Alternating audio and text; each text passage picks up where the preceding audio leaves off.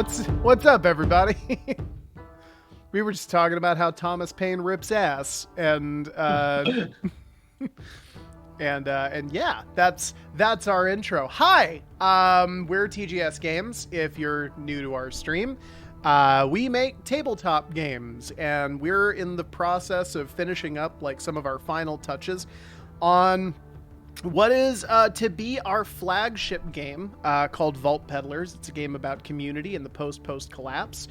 And we have been redesigning pretty much everything from the ground up over the last like month and a half in preparation for a new playtest, which is going to take place sometime in the next couple weeks here. If you're new to the podcast, or if you're new to the podcast, if you're new to the stream, we take a lot of suggestions from people in the chat. If you are interested in stuff like this, like, please feel free to like chime in, like tell us like, hey, like what about like this mechanic? What about like this condition? We absolutely love getting that feedback from the community. Corey, I always feel like I'm forgetting stuff whenever I do the intro. Is that it? Nah, I mean, that's pretty chill. That's pretty chill. Okay, cool. Sounds like you got that shit. Taylor's the one who's got shit together. Which is, let me tell you, the worst news for us. Let's tell you what. Let's actually. I want to show folks. Go through a list. Oh, I was gonna. You go. Okay. Yeah, I do want to go through a list. I don't know if it's the same list that you are referring to, but I want to kind of go down the list and show folks what we did since last week. If you do follow the stream regularly, we had real bad connection issues last week that resulted in us ending the stream early. And we said during that stream we were going to meet off camera sometime over the weekend and get some work done. So I just want to catch. Yeah, like a Twitch issue, because this happened to me last time, and I'm not sure it's connectivity because I keep getting the message. Just before this, I got a message on someone else's video about like a video codec issue, which so I don't know. Interesting. Okay, well we'll see if it happens here then, and if it does, I'm gonna have to look into that over the next week or so. Yeah. Either way, we hauled ass this week. We've done a ton. Taylor hauled ass. We have done a ton of stuff. And I just want to kind of update folks on what we're looking at. So, first things first, I want to start with character creation. I have updated the now 4 steps to get your character and caravan made. Cool. Adding base stats, which is the first thing I've added here. 2 questions about species, 6 questions about background, and then 6 questions about your caravan. So that once you've answered these 14 questions and then added base stats and all that, at that point you are ready to play Vault Peddlers. As for base stats, I've included first off a picture of our beautiful character sheet, which is one of the many ways that Corey has been hauling ass over the last couple of weeks. He's been creating character sheets, caravan sheets. He's been creating GM resources like your cats sheet, NPC cards. All of them have this same kind of style that you're seeing here. They are beautiful. So this section is just like making a couple of things clear, like, hey, you're starting with everything at a D12. All of your skills start at 1. I forgot what we landed on for petty coin, which I did want to run by you. Does everybody start with 5? I think that's what we decided on, because okay. 5, like how we have things, it's like 2 petty coin to like move a day, right? Because it's 1 petty coin to run it, and then 1 for food for the group. Yeah. So like I think 5, that's 15 between. Well, like if it's a party of 3, 15, like gives you enough to like start, but not enough where you're like rich. Like Yeah. Okay. Cool. That was what I thought. I was not sure if I had that correctly. Okay, so most of the rest of this is the same. I did make sure to include our link for the tunnelers in this kind of species overview thing, because that wasn't on there for some reason. But all of the rest of the species-related stuff has been kind of more or less the same since the last playtest. What is new is we have gone through the general questionnaire, and we've now added questions and answers relating to bonuses in skills. You get like a special item, which is what's your biggest haul. These also affect like your approaches and all that good stuff. So pretty straightforward. All we really needed was just questions and answers, which I've provided here.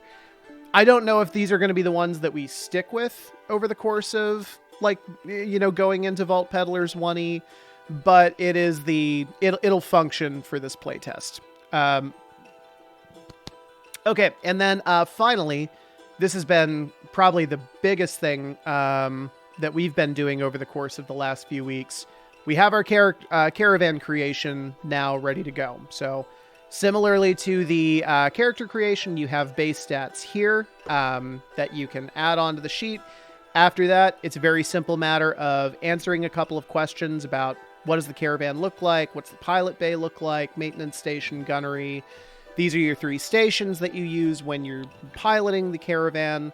We also have your die generation question. We have quirks, dispatch, which we've updated to have actual special abilities that the dispatch does for you, and you select one of the 3.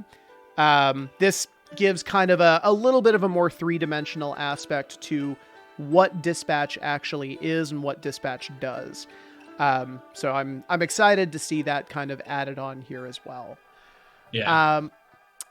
Okay, and then finally, once we get into mechanics, I've made this handy kind of overview section that links to the various sections for people who want to like quick reference different places. If you're trying to go to certain spots, these links will take you where you want to go. And then the thing I've really been doing has been working in items and conditions. So all of the stuff that you're seeing here, pretty much the same as it's been. But let me get down here. Okay, cool. Equipment is where we want to be. So this whole section is basically brand new.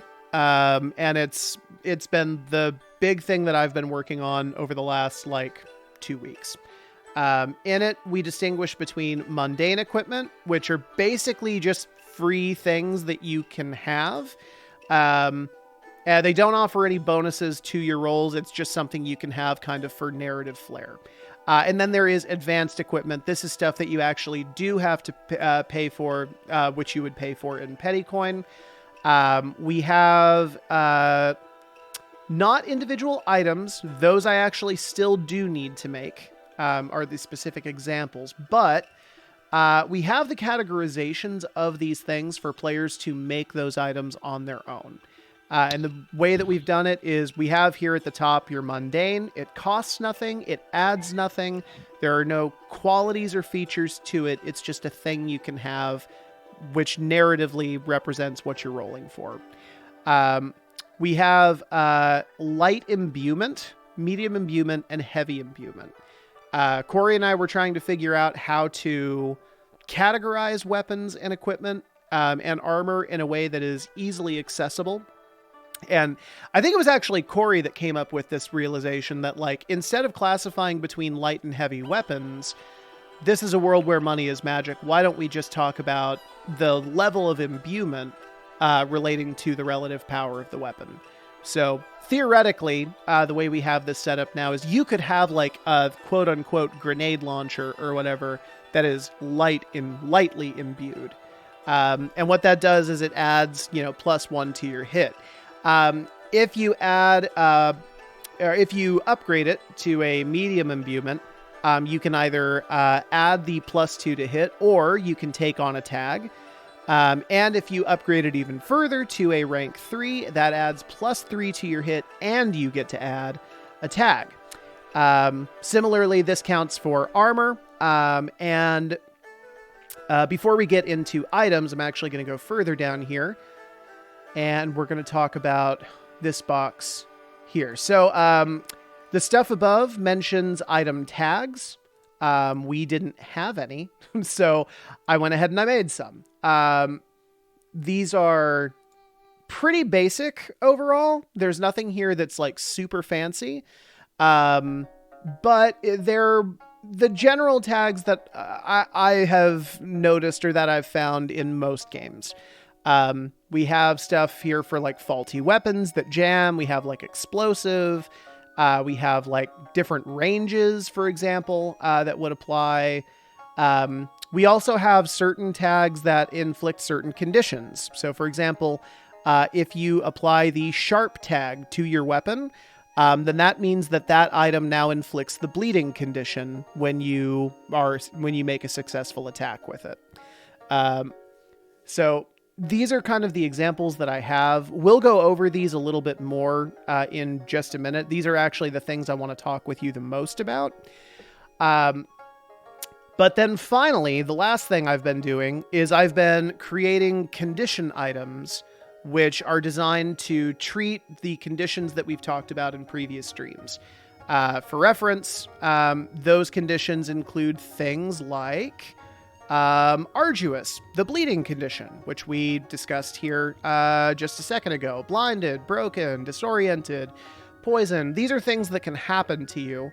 And the items I've created here are things that resolve those conditions.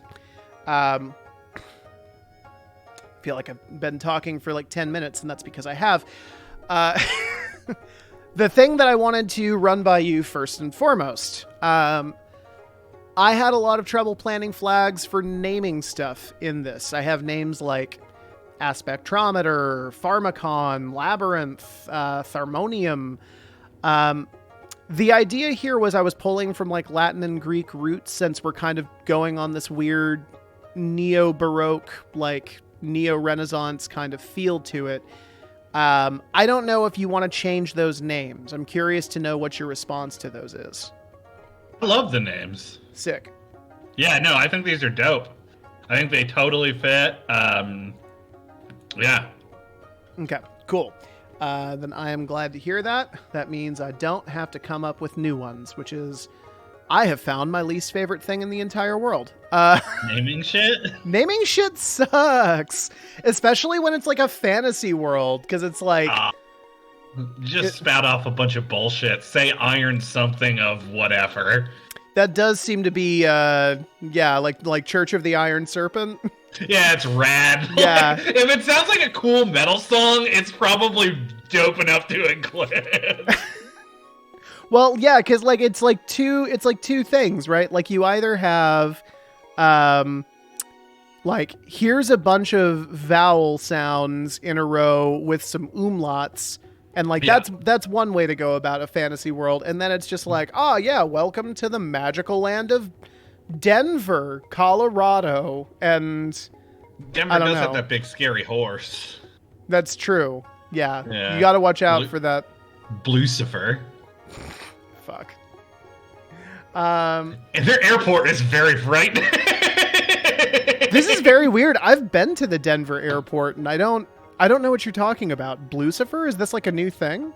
No, it's been there for. He's like is a statue of a horse that everyone's afraid of. I've never been, but I've heard about it. They have a bunch of weird like murals on the walls too, don't they? They do have a bunch of weird murals on the walls, and like I forget if it's like etched into the window panes or whatever, but like there's all of these like different quotes and stuff. Cool. Yeah, it's like neat. I don't remember Blucifer at all. I was also like very like tired and like hungover when I was there, so I probably clean oriented. Yeah, exactly. Very, very like get me out of here kind of attitude. Yeah. You put TN in here, by the way. I did. Yeah. Which one is that on? Concealed. That's right. Okay. Yeah. Yeah, so how do you want to convey that? Because I know that like we don't usually have like an increased TN to hit. But we're not going for a target dice value anymore either. What's the verbiage you want to use for stuff like that? Because I remember thinking about that when I was putting it into the condition. So actually, how I've been doing it in my head is just saying, like 1 best, 1 least, 2 best, 2 least. Least? So just yeah, like the half rather. Sorry, half, I think yeah. Okay. I think I was doing least because that's what I was initially using. Gotcha. Yeah, but like 1 best, 1 half, 2 best, 2 half, that kind of thing. Yeah. Gotcha. No, that works. So yeah, we'll do it. I don't know if it's the best way to do it. It just seems the easiest way in my head. Yeah, I mean, it's definitely. We'll find out. Yeah. There's a very easy way to test that. I mean, I'm going to say it with a lot of confidence, which I find tends to tends to get people to just be like, okay. Look, fake it till you make it is a real thing. Fake it till you make other people. Yeah, exactly. No, I'm the CEO. Okay. I need a 2 best roll. Okay, cool. In that case, I guess the biggest thing is that I want to know what ideas you may have for other tags we might need to apply, whether we do it on stream or whether that becomes my homework for next week. Well, let's do this first. I want to go through and make a list of. I'm just going to say stuff, make sure we have it, so I know that we're set for. Make sure we have a rule set for it. Have things written for it, and just make sure that whatever it is complete. Okay. So that we are ready for the playtest. Which, by the way, good news, Nick hasn't gotten back to me, so I have no fucking idea. Cool. Awesome. So yeah, for anybody who's watching, if you want to be in a playtest and you think that you would vibe well with this game, let us know. Yeah. Okay, yeah, so that's fine. I've got a section for a to-do list, so okay, hit me with what you got. We have character creation. Yeah. We do have that done. We have all the rules for that. Yep. And included in that, we have all of our stats done. Yep. We have all of our skills done. All of our species are done and written out. Yep. Caravan creation is done. Everything is done. Wait, actually, hang on. Did we update the section on builders? Yes, we did. Yeah, because it's got the galleries and stuff on here. Okay, cool. Never mind. Go on. So we have our questions. Those are done and attributed to all the different things they need to. That's character creation. Those are done. Yeah. So we have caravan creation done, including all of the stations in caravan. Cool. Yep. So mechanics. Our base resolution system done and written out. Done and written out. If we are going to make a to-do list, we may want to consider the creation of like a cheat sheet, something that's just very quick and easy for especially players to kind of have in front of them. Yeah, and I think we can write this out in like a doc and just print a PDF of it and just hand it to people. I don't think this needs to be like nice looking. Sure. I don't want to. It's a play test. Yeah, that's fine. Okay, cool. Combat. Basic combat done, right? We have everything we need for combat. Best of my knowledge, yeah, everything is set there because a lot of the empty spaces we had in combat was about conditions and tags, which we now have filled. So I would say that's good. Death we have worked out. I believe we have death worked out. Hang on. Wound system. Yeah, because wound 4 is death or unconsciousness. Okay, cool. Are we still using going inert? me have a I don't look. see why not. I don't see why not. Give me a minute. Inert. It's not on here, actually. Do you want to include that? I don't know. Do you think it feels like something our game would still do? I don't see why it wouldn't. And Yeah. we've actually like limited it a bit, which I think's better, right? Like, you're not gonna get plus 200 on a roll. You're gonna get like 5 plus 5 at most. Yeah. Okay. Cool. Well, is it just successes, immediate successes, actually, or? That's a good question. Because normally the way we've been doing it is it's like you just adding... add a die to the die pool, right? Well, that's what we've been doing. We may want to do something special for inert. Although with our current rolling system, that basically it would just means, mean you succeeded. Yeah. Yeah, exactly. Unless it's a best roll with like a high number. Yeah, I think we include you just add you add to your die pool. Okay. Add that many die to your die pool. All right, cool. So hang on for me 1 sec then.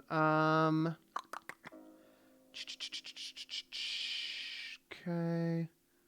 Yeah, we have like a section on debilities, but not death. Okay. Players suffering the final wound, suffer death or unconsciousness. And I assume that is at the discretion of whoever inflicts the 4th wound, right? Players suffering the final wound suffer death or unconscious. Yeah. Okay. Like that is up to them. Again, like, and for anyone just watching, this is something I've encountered in games a lot where they don't actually clearly state like lethal versus non-lethal. It's always kind of muddy territory. Yeah. Well, and it's murky also in multiple ways because like it becomes a thing where it's just as hard to knock somebody out as it is to kill them, which doesn't make any fucking sense at all. Yeah. Like I shouldn't have to like deplete 60 of your HP to knock you out. Like that doesn't make any sense. And that's when we just get into HP bloat in general. Yeah. Which I think we've made a pretty elegant solution for here. Oh, hey, y'all. Welcome, Noggin. Welcome, Els. Go on. Let me see here. So, final wound, suffer death or unconsciousness, whichever the attacker chooses. When they do, they have the choice to be... El, it is good to see you for the 2nd day in a row. Inert, in which... Noggin too, actually. Both of them were on my stream last night. Sacrifice their existing petty coin to add to one... to add to the dice pool of one final action.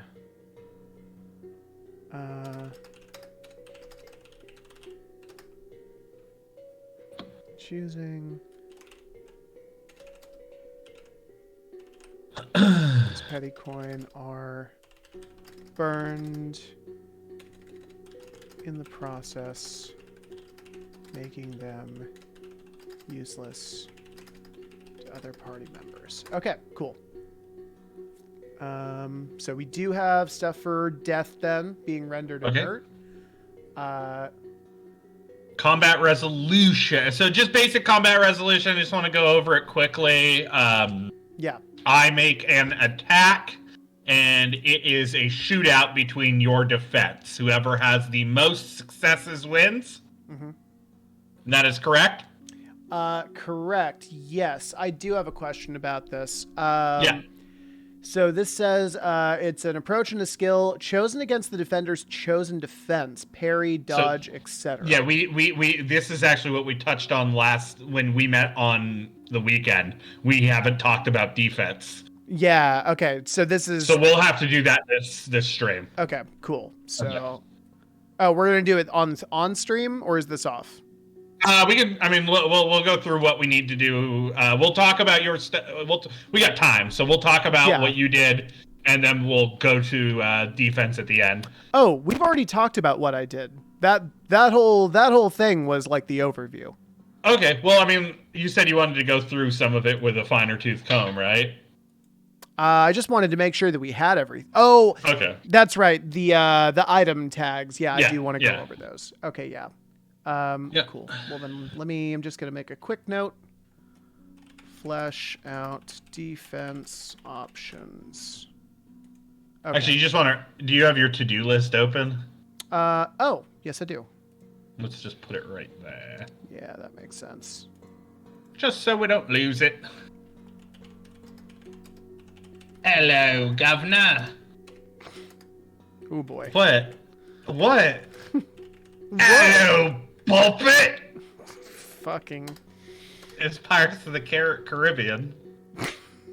Get out of my house.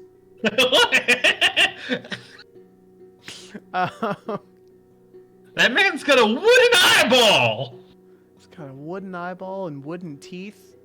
And he's talking about Christianity and puppets.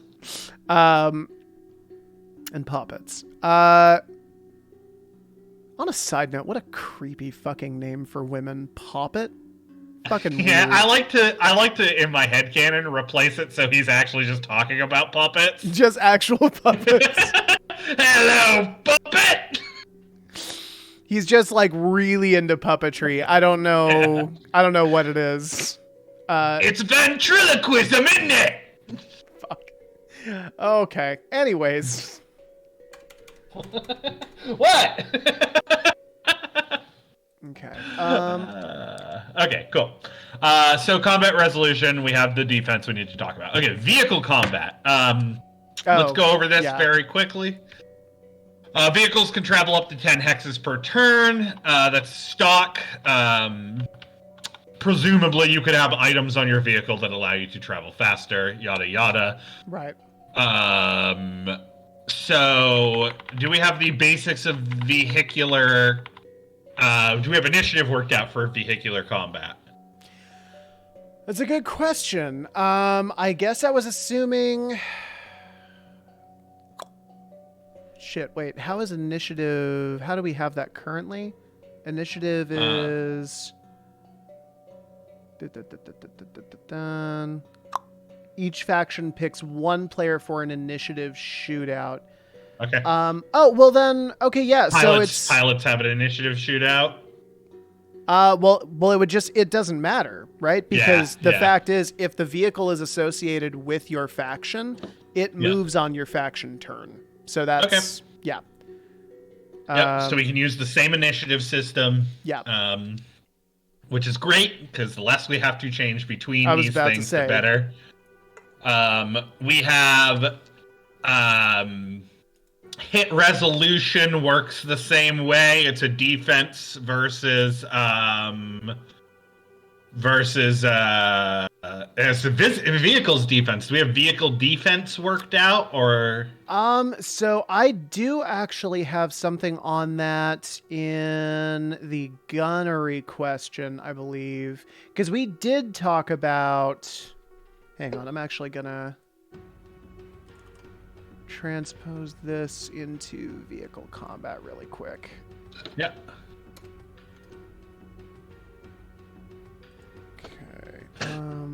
You can't not engage with me, Noggin, and my many puppet quotes. His extensive Pirates of the Caribbean knowledge. It's just that line. So damage is done accordingly.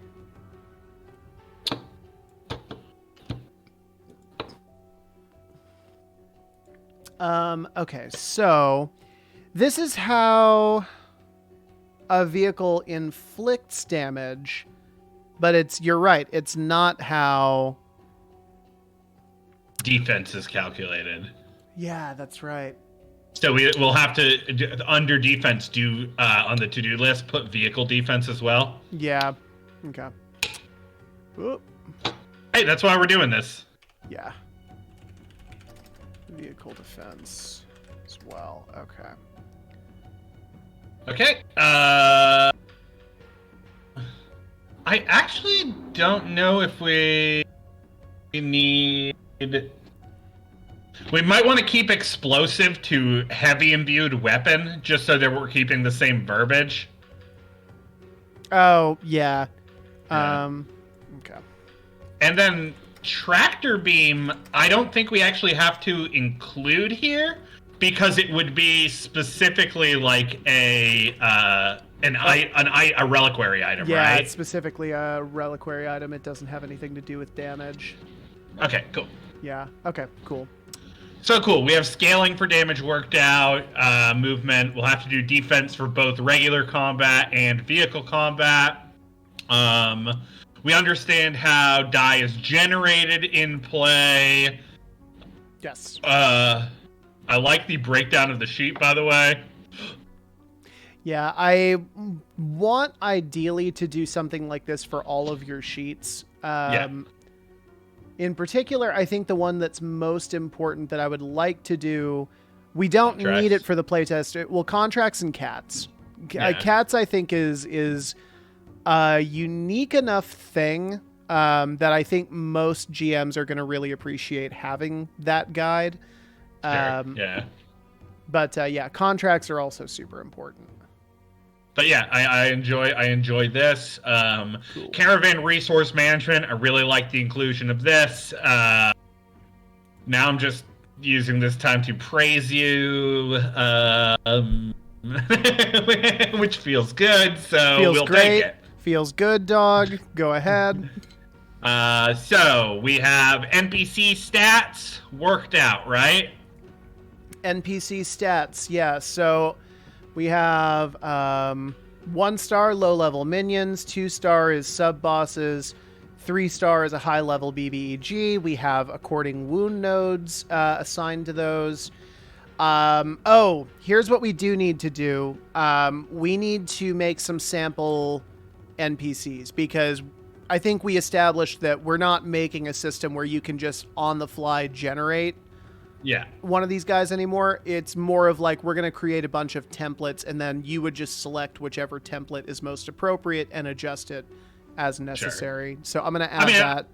I do think that they're easy enough where you could probably make one on the fly, no problem. But yes, I agree. Having the templates is going to people are going to like that, and I like that. Yeah, well, I was going to say, it's not even an issue of that they could do it. I know they could do it, but yeah we want to give that to them.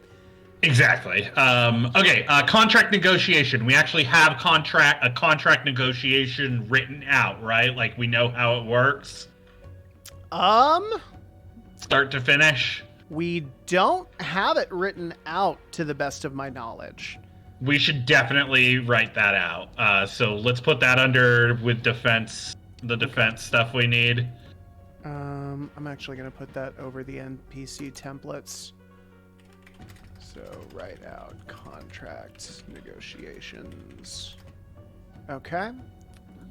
And like, I mean, like, a sample would be great, but like, I want to make sure that we understand like the flow down of the rules through contract negotiation.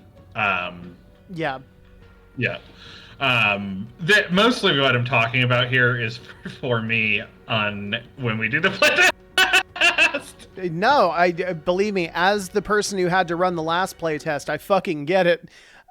Because that was a sore spot in my playtest, was I didn't have these things fleshed out enough. So I am happy to do that. So we have equipment you were just talking about. We have conditions worked out. I think that's it, right? Like, that's all we need to run the game. I can't think of anything else we need, like edge cases. Yeah, I mean, I'm sure we're gonna come up with other stuff that we do need, but I mean, I'm pretty sure that's it. Okay, so let's look over our to-do list then, and let's establish what our biggest priorities are. So I'm gonna put cheat sheet further down towards the bottom. That definitely doesn't need to be top priority. As we get into our to-do list, I do want to just anyone who is joining us right now, so you're not just seeing the to-do list and not having any idea what the fuck is going on. So right now, this is Vault Peddlers. This is a game me and Taylor have been working on for like 2 years. We are TGS Games. I am one half of it. Taylor is the other half of it. And yeah, we've been doing this for a long time. And we are getting to another playtest. We're gearing up to go to PAX Unplugged. And we are trying to make sure that we have like an alpha set of rules that are ready to go. So this to-do list is making sure we have all of our systems buttoned up for the playtest that I will be running in a week, hopefully. We'll see. We'll see. Again, if you want to play, hey, let us know, because organizing playtests is hard. Organizing a playtest on stream is even harder. Is even worse. Yeah. But yeah, this is kind of like I don't know. We've been calling the setting electric baroque now. Is like the new verbiage we've been using. Love that. Yeah. It's like Mad Max meets the Renaissance, baby, and there's a bunch of fucking aliens there. So, welcome to Vault Peddlers, is what I mean to say. Thank you for joining us. We like doing this. We like it when people watch. Fuck. I mean, we do though. Like the input that we've gotten from like viewers of this show has drastically altered the course of this game, and so much for the better. Like a month ago, Corey and I sat down and we looked at like our initial design for this game, and it was nauseatingly bad. And the only reason it got better is because of all of you. So thank you so much for saving our dumb little game. It's the community, baby. It's the community. It's family. See here. All right, so going back to our to-do list. All right, so we need to flesh out defense options in combat resolution. That's for practical and for vehicular. I would argue that's probably our biggest priority, because it comes down to core base mechanics. Write out contract negotiations. I think that's our next biggest priority. After that, kind of a toss-up. Cheat sheet is probably like it's player facing, so we might want that to be our third priority. And then we can do that off stream though, right? Like yeah, that doesn't need to be on stream. No, this is a in total. What are the things we need to do? I'm gonna also put on here approve item tags, just so I don't forget about it. All right, cool. So let's talk about defense. Defense. Yeah. So with this description, it sounds like, because I remember you had this idea for like which I hate now. Thank God. Oh, I was so trying to find like a polite way to tell you that I hated it. Cool. That's great. So I have an idea of how I think I might want this to work. I'm assuming you do, because you usually do. I don't. Oh, sick. Okay. Yeah. Let me tell you what I've got in mind. So somebody is trying to attack me. I am going to do one of a couple of things, right? If I'm trying to, get the better of them, I might like try to push them back with my shield, and that would be like a ferocity approach. If I'm trying to, slink or dodge underneath them, that sounds like kind of obfuscation. If I'm trying to, I don't know how to say it, but like appeal to their better senses to try and convince them that this is not what they want to do, that's like holistics.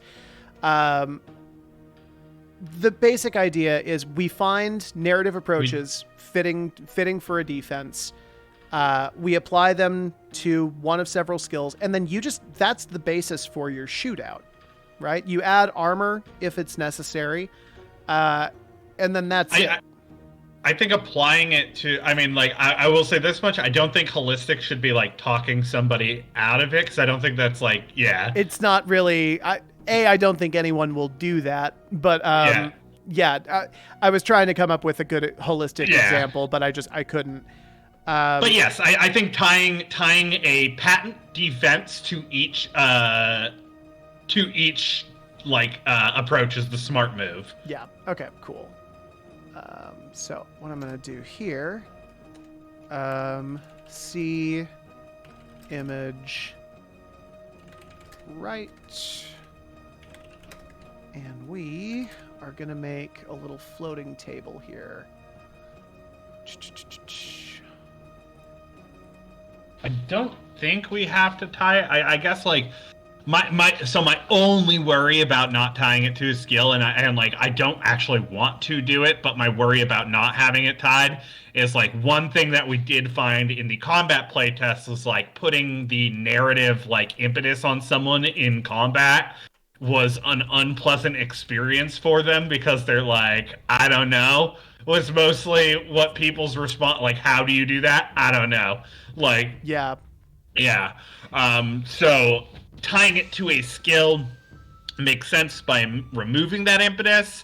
However, I also think that like doing so limits what it could, like, what the system is, right? Like, because it's a modular system. Yeah.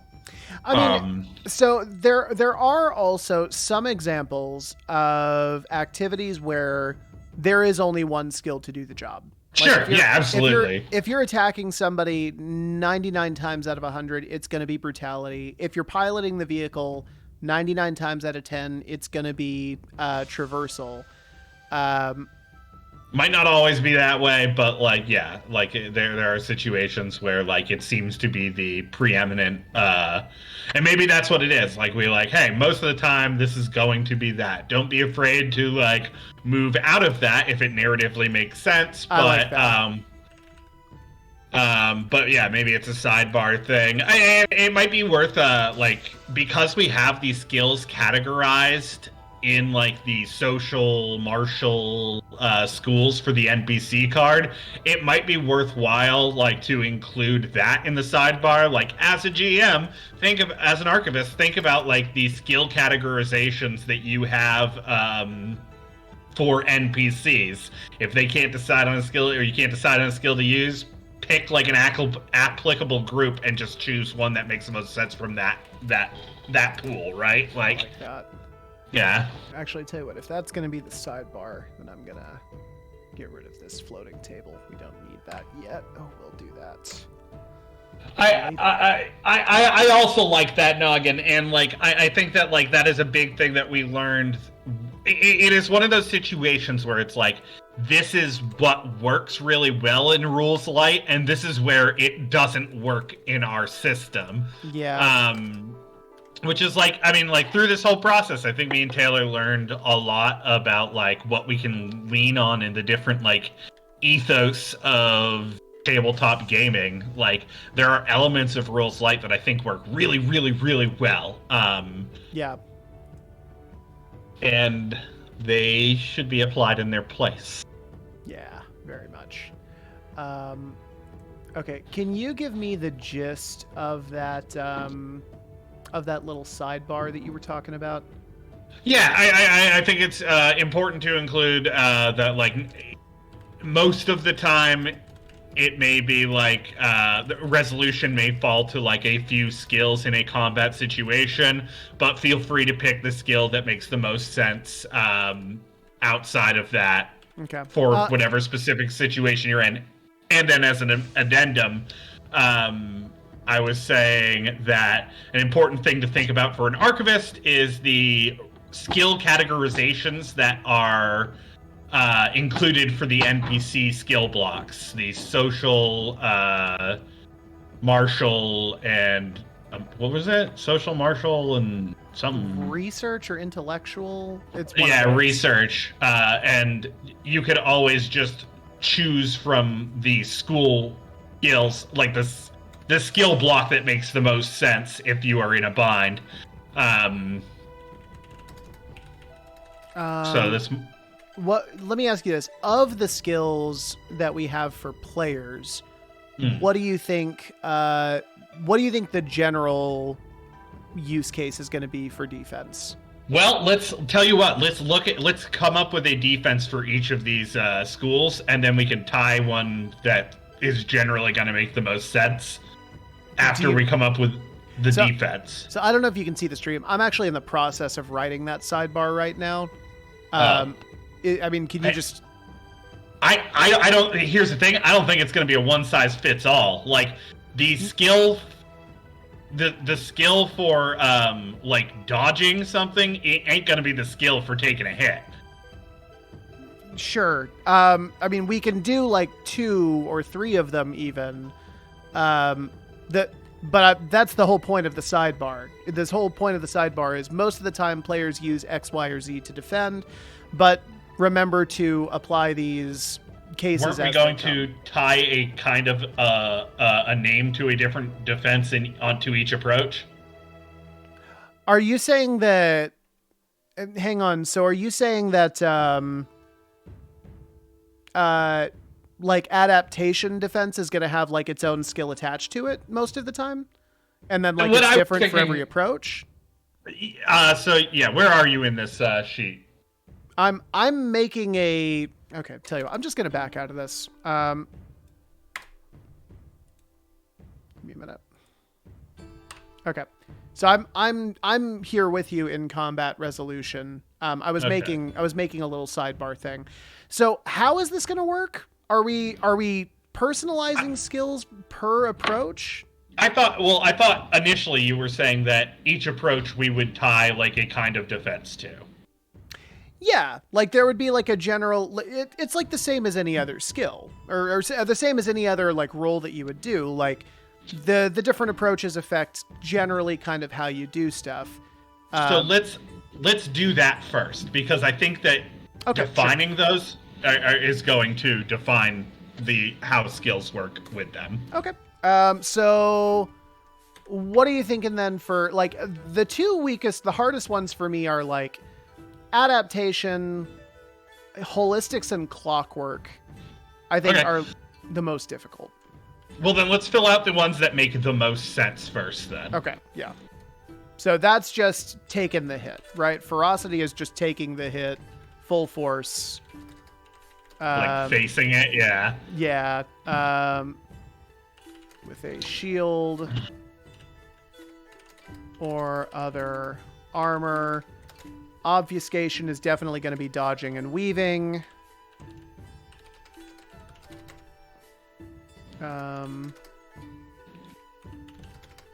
So clockwork probably like a guard, or is that the same as taking a hit? Is I guess my question. That's the thing, right? Is like when I think of clockwork, I think of like the Sherlock Holmes, like this mustn't register on an emotional level, but like physically, all that really is it's just the same thing as like either ferocity or obfuscation or some combination of the two. So let's take physical defense. Well, okay, here's what I think makes the most sense. I think for ferocity, you're meeting their weapon, right? So that's probably more of a parry than it is like a taking the brunt force of like guarding a hit with a shield, right? Okay, sure. I could see that. So I'm just gonna move this down really quick. Parrying the attack with your own weapon. Let me ask you this. Do these defenses... Let me ask actually an important question. Do these defenses matter? So here's the thing. I think that these are going to end up being flavor. And it's probably going to color how your character plays, right? And maybe it will be the choice of like, well, I'm kind of built out to be somebody, like I have a lot of clockwork, and I'm going to choose guard most of the time. Great, you're playing to like how you built your character. I don't see any problem with that. I imagine most of this is going to be flavor fill out. I don't think that they will have like any sort of mechanical effect until we get into like, you know, weaponry and stuff, right? Like, you get a weapon that's like on a successful guard, yada yada happens. Like, that is the difference in our okay, system, cool. right? That works. Yeah. Yeah. All right. So okay, so holistics needs to be removed here. Dodging the blow. Holistics. Just kissing them, dude. Can't we all just get along? That's not what I said. Can't we all kiss? No, it's my birthday. I'm just a little guy. No. Just a little guy. I'm just a little guy. No. Okay, so holistics and adaptation. These are our problem children. Let's take a look at what we have written for these approaches. Sure. So wrong approaches. Hang on. Yeah, under base mechanics. There you are. Approaches and what they mean. So adaptation. Adaptation controls our interpretation of the unseen, reading the emotional temperature of a room and understanding the unseen pressures applied to it. In turn, it is the facet by which you hold yourself together in the face of these uncertain pressures. An example being using auxiliary means to achieve a goal, despite not using the method, i.e., knowing there are multiple points of egress and checking for a window instead of picking the locked door. It's trying to counter, right? That's what it seems like. Well, isn't that a parry? Is it a parry? I mean, that's the thing, right? That's a good question. Let's look up the definition of the word parry. Parry versus counter. To ward off with a counter move. Okay, yeah. Well, so that's warding off with a counter move. It's probably too fine a hair to split. The other option I was going to say was it's like rolling into an attack, right? Which also feels like a dodge or a counter attack. So let's not get stuck on it, and let's move to the other one and go from there. Okay. And what's the definition of the next one? Holistics covers intuitive knowledge and the interconnectivity of things, the best way to travel from point A to point B given the conditions of the road and the movement of the herds. Examples include working bonds with known or unknown persons to accomplish a task, i.e., convincing someone to open the door for you. That's a feint. It's a what? That's a feint. A feint. Okay. Yeah. So that's it's like you make someone think you're going to be somewhere else, which is close to dodging, but we should just look at fucking fencing terms. Yeah, that works. Yeah. Feint works. Where the hell did that go? Combat resolution. Here we go. Oh. So holistics.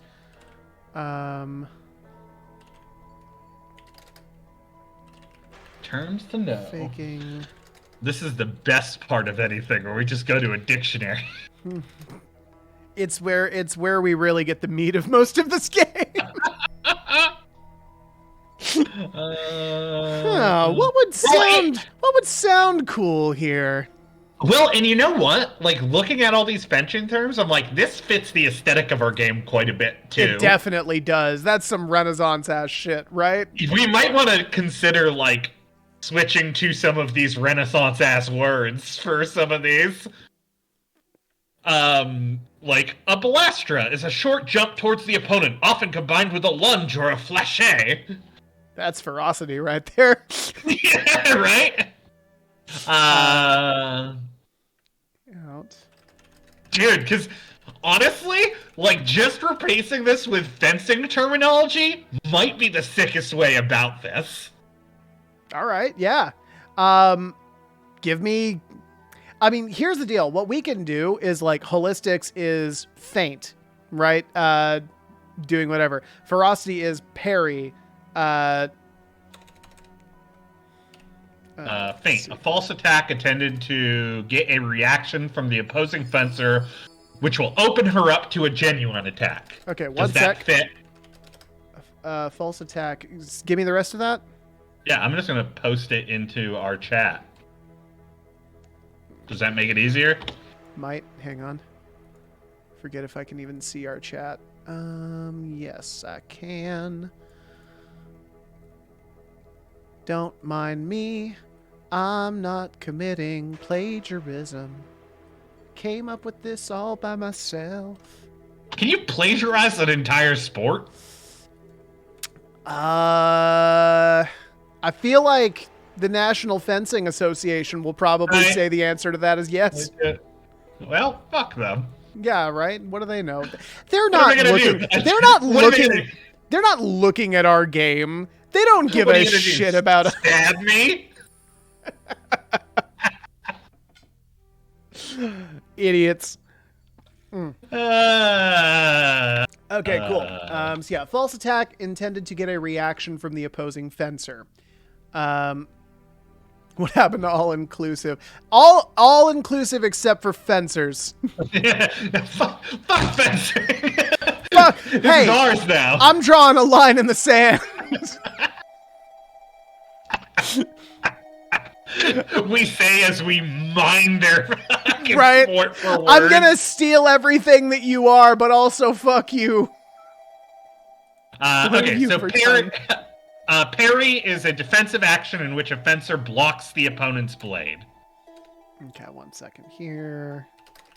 I don't know what that sounds like the most to you. In which the character blocks the attacker's blade. No, I feel like you're kind of on. That seems like it's either adaptation or it's ferocity. Okay. Okay. I'm just gonna keep reading some, and we'll like. Yeah. No, by all means.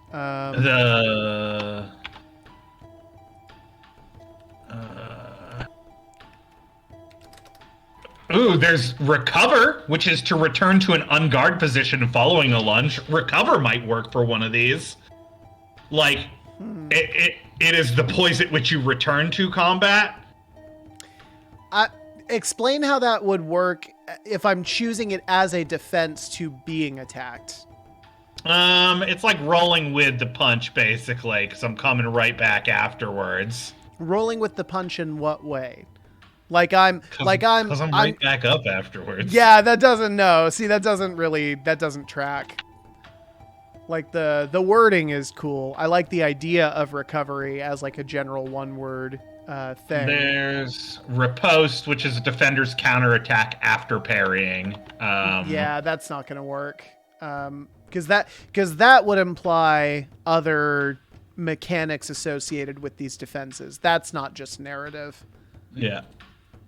So we have guard. Well, we could replace guard with something because guard, parry, feint. Which ones have we mined from this? We've taken 2 from this, right? Feint and parry we have taken, yes. Okay. We also have like duck, dip, dodge, dive. Oh, yeah, powerful. There is disengagement, which is breaking the contact between your blades, which might be, I mean, that's defensive for sure. Yeah. Okay, so breaking. So instead of taking an attack, instead of like dodging directly, it's just pushing their weapon away. Which feels like running in a different way, but it's still kind of running. Still kind of running. Huh. I kind of like it. I think it works. I'm just trying to think if it's not covered here. I guess it's not. Yeah. I mean, what do you think that is then? Do we want to maybe... It feels kind of adaptation to me. Well, I see. I actually think that's more aggressive. You're literally just like, get the fuck out of here. That sounds like ferocity, and then we move parry to adaptation. Okay, yeah, I'm fine with that. Okay, cool. What was the name of that action? And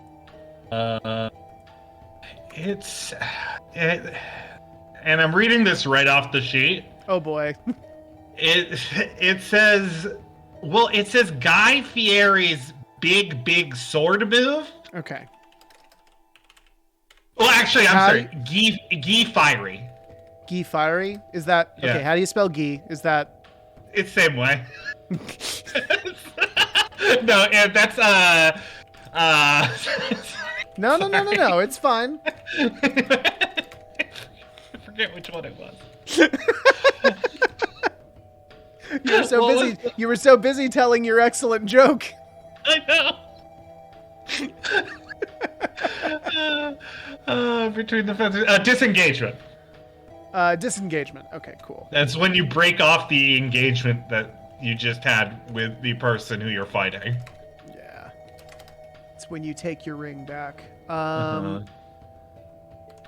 So breaking off the attacker's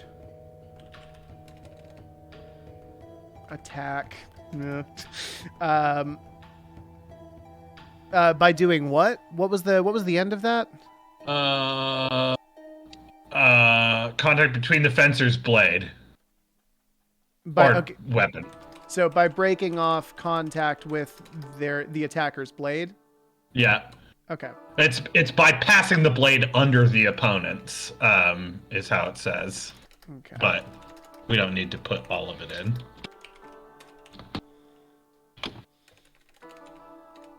And there's another one I put in the chat for you to look at. Mm-hmm.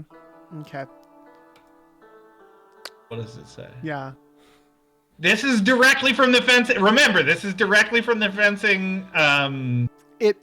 It tracks. That's why we don't talk with them anymore. Now, what does it say? What's this one called? A fleche, which is Fleche, which actually, Corey, I already knew this. Okay. So yeah, a fleche, as I think everybody here knows, right, is a short Naruto running attack towards the opponent. Correct. Yeah. And it's classic. You see it in Count of Monte Cristo. They have all those fencing things, and you just like, ugh. They give them such big space to run around in in the Olympics when they do fencing. Yeah, that's true. I mean, they do it on the track and field for a reason, right? Holy shit, Taylor! That's the coolest sport you've ever invented. Fencing running, sword sprinting. I keep trying to send the Olympics my suggestions, and they keep ignoring me. Dear Olympics again.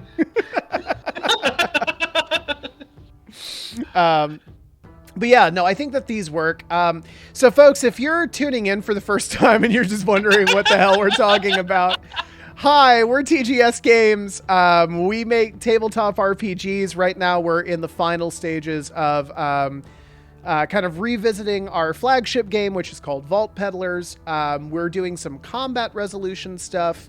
But Vault Peddlers is a game about community in the post collapse and also about fencing, apparently. And we've been making this game for the last 2 years. If you're interested in seeing more of it, hopefully you're going to get to very soon. We're going into a new playtest either next week or the week after, depending on when we get playtesters. But right now we're going through some combat mechanics. If you have suggestions or things that you would maybe like to see, put them in the chat. We love hearing from y'all. Getting the community feedback is one of the coolest parts of doing this whole thing. And if you just want to dunk on fencing for a little bit, we're also cool. Also, yeah. And tell you what, if you are a fencer and you had the gall to come here, then yeah, no. You're welcome, but you have to give up fencing. That is true. Yeah, you are welcome to comment and tell us horrible things, but you have to give up fencing forever. This is the bond. This is the pact. I like the energy of needlessly attacking a group who could wholly kick my ass. Yeah, you know who else can fuck off is MMA fighters. Yeah, get fucked. MMA fighters, Navy SEALs, all y'all. Anyone who's physically competent in any way. Yeah. I say from the safety of my basement. Which I need to go lock my doors. Hold on. Yeah, excuse me. I'll be right back. Okay, Taylor, looking at each of these, I'm going to read through our skill list, and we are going to just see if there are multiples that associate with a skill, that's fine. Yeah. If it ends up being one, great. I Noggin, dude. Yeah. Most people's little sisters. fair. The list continues. A Go on. newborn child. Okay. Yeah. Taylor's little dog. To be fair, Benny is ripped. Benny is like a jacked little baby. She could actually hurt most people. I've been feeding her protein powder. I've been taking a lot of plane trips to Georgia in the night. She has really been taken to him, let me tell you. When that dog gets up on her hind legs and like she's got like her arms up on like a chair or some shit, you look at her back and she's a fucking bodybuilder. That shit is wild. She looks at you and goes like this. She would if she had lips. Okay, so okay, appraisal probably not going to fit for any of Don't these. feel like that works. Brutality. Yeah, for sure. Deduction. I'm gonna say no. I feel like Okay. you could do it, but I'm gonna say no. Hardiness. Yeah, actually, hardiness could work. Impression. No, Parlay. no, Skullduggery. possibly. I think skullduggery can explicitly work for at least one of these. Yeah, Repair. no, Traversal. no. So it's, Okay. it sounds like 4 of them. Which was skullduggery, hardiness, brutality, and maybe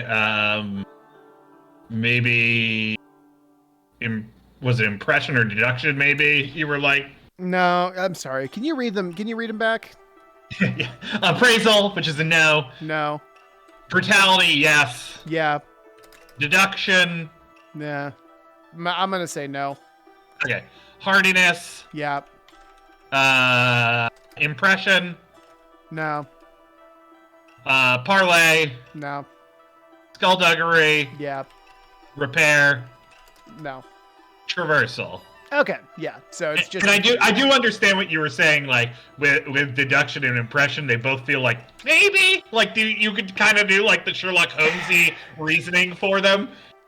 Yeah, I feel like if you're gonna the question is like, what are you actually rolling for? You're not rolling to do the Sherlock Holmesy analysis, because like that's like what you as a player are getting to do in real time. So like I think what we do is we take these 3, and right next to these, we just do like a.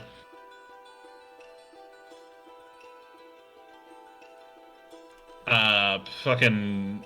I chose the worst one to start with. Hardiness. Now, then we do a sidebar next to it, say that the majority of the time that you roll these defenses, you will be rolling with these skills. However, if another skill works for the narrative of the scene, feel free to use that skill. These are not bound. Right. These are just suggestions because these make the most. You know, these are the most common use cases. yeah. Okay, 1 second here. Skullduggery. Skills, however, players and archivists should not be limited to these choices if they feel another skill better suits the situation. Alright, so give me 1 sec.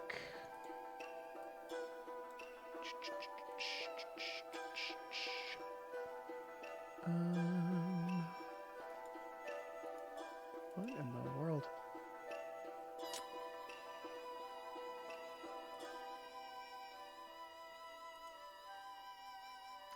Okay, cool.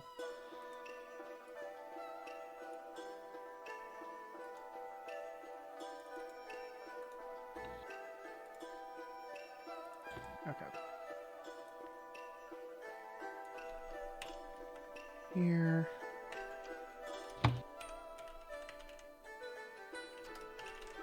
Bump, bump, bump, bump, dum, ba, da, ba, da, beep. Bop, ba, ba, ba, bop. Bop, ee, da, bop, ba, bop. I'm gonna make this skinnier. Ba, ba, ba, ba, ba. Trying. Okay, that's gonna go there.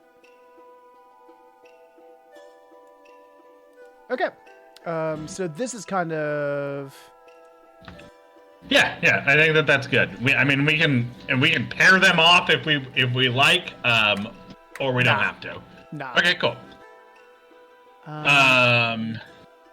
Dope. Okay, cool. Okay, cool. We have defense done. Yeah, let's look at vehicle combat then. So first things first. We want vehicle combat to really just be an extension of existing combat. So similar as possible. Yeah. So the question is, can we take what we've just done here and can we apply it to vehicles? So let's answer a couple of questions just right off the bat. Can a car parry? Well, it's not even that. You've got 3 people at their stations in a caravan. Who rolls the defense? Is it all of them? Are all rolls in a vehicle automatically group rolls? Because we do have that baked into the core mechanics of this game. Well, so here's the thing. We don't have that set up for attacks, though, right? I believe we do, actually. Hang on. Where is... I don't believe so. I think vehicle combat.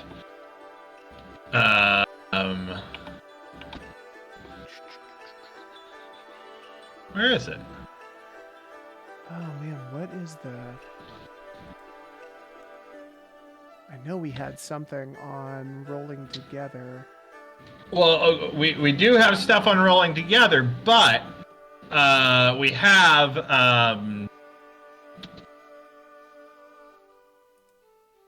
what is it? You roll your station die combined with whatever skill you're doing instead, right? Is that what it is? Correct. Yeah. Where is that stuff written?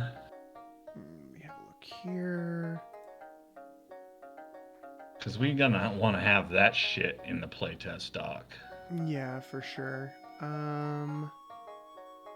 Okay, so it must be... Shit, I must have it still in caravan creation. And that shouldn't be the case. Hey, that's why we're doing it. Yeah.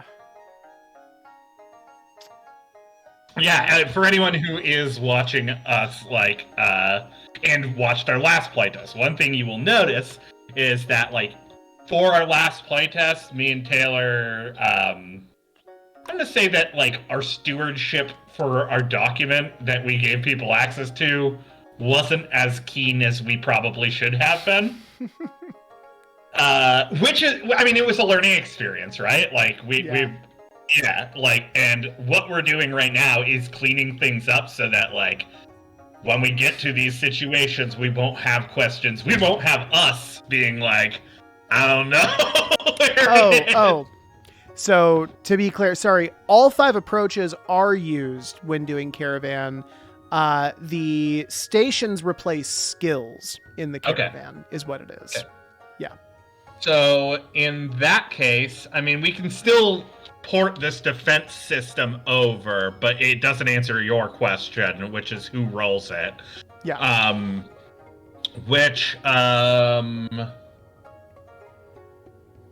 Oh, wait. Are you attacking, when you attack a vehicle, are you attacking a station? Well, that's the thing, right? Does that count as an aimed shot? Am I targeting, if I target your gunnery, then does that increase the difficulty of the roll, or is that just expected that I'm going to pick a station? Well, so we have it currently that each station has wound points, and then you lose right. You lose the access to a reliquary item, right? Correct. So how do we determine where those wound points come off of. Well, that's actually the thing, is we haven't. So then we do it this way. Okay. It's aim shot. I mean, like, it's always an aim shot. You just state which part you're attacking. Okay. And then whoever's in that station rolls defense. Okay. Let me get this back up here. So vehicle combat. And then you parry with your truck. We call this truck parry. Which is my favorite Friends character. They tried. God damn it. I was trying so hard to get that out before you said anything. I had to say something. You were very excited, and I totally get it. It was for you. Yeah. Okay, so attacks made on the vehicle always target...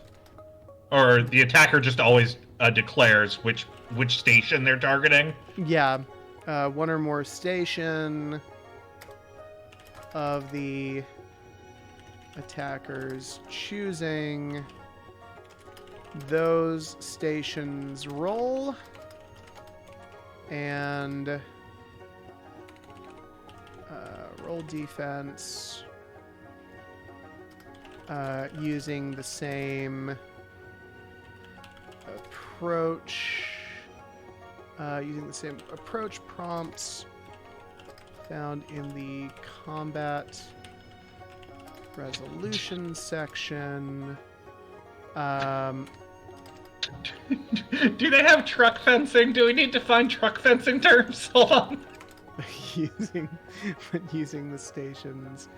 I wish Demolition Derby were built out as fencing is. I cannot fucking think right now, man.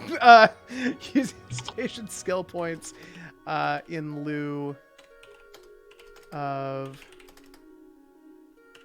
their own. Of the characters. Yeah, just like the regular vehicle stuff.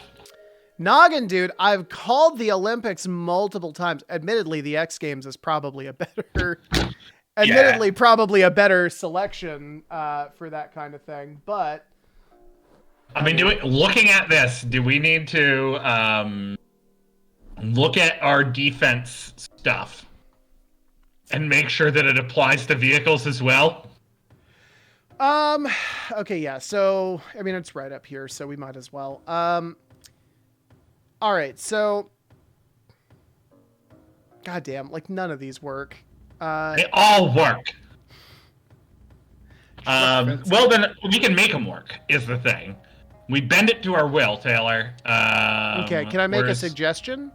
Yes. Let's bend it to our will in the combat resolution section, and that way we don't have to rebend it in... Yeah, okay, cool. We can copy and paste it if we want it to appear twice, but we can just bend it, like, we can do the work once. We can bend it like Beckham, is what you're saying. Exactly. Yeah, absolutely. Where he uses sidebars and the repetition of information. But to talk about truck fencing, it's literally my favorite scene in the movie. It's so good. It's very cool. So adaptation, parry, a defensive action in which the character or truck where the character or caravan blocks the attacker's blade or reliquary. Ooh, Taylor, that actually fucking works. Noggin, dude, what didn't he bend? Am I right? Like, yeah, I love. Oh my! I love and bend it with Beckham when he's just like bending things over and over. Yeah. Very powerful film. Thought it was a dance movie. Beckham was a woman, and they were bending at the waist. Well, that's the sequel. Bend It Like Beckham 2, How Beckham Got His Groove Back. But I don't know. I think that one was like straight to video or something. So blocks the attacker's reliquary item.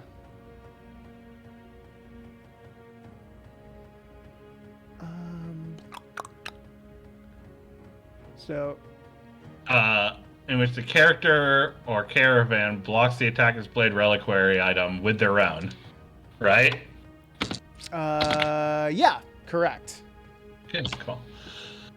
That works. Guard, taking the hit full force with shields or other armor. I mean, that actually plating. works. Yeah, we don't even. Oop. I know you get nervous whenever you hear me go oop. Yeah, literally.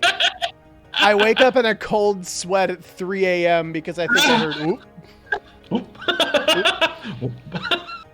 I'm fucking not from the Midwest either. I don't know why I say oop so much. Don't fucking disturb my circles, Corey. Disengage. Why? What would happen if I just hit tab next to one? Ah! Bringing off contact with the attacker's attack by well, let's go back. False attack tended to use to get reaction from the opposing fencer.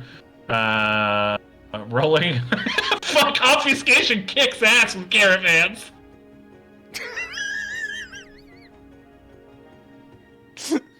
Just like doing literally a roll across the desert no. wasteland. It's like, it's okay, guys, we're avoiding the damage. Yeah, they got fucking roll bars, dog. I just think of that tank level in Star Fox where you could just like Okay, so let's look at ferocity and holistics are going to be the real problem children. Okay. Breaking off. Yeah, so breaking off contact with the attacker's attack. In the case of a caravan, by driving right through it.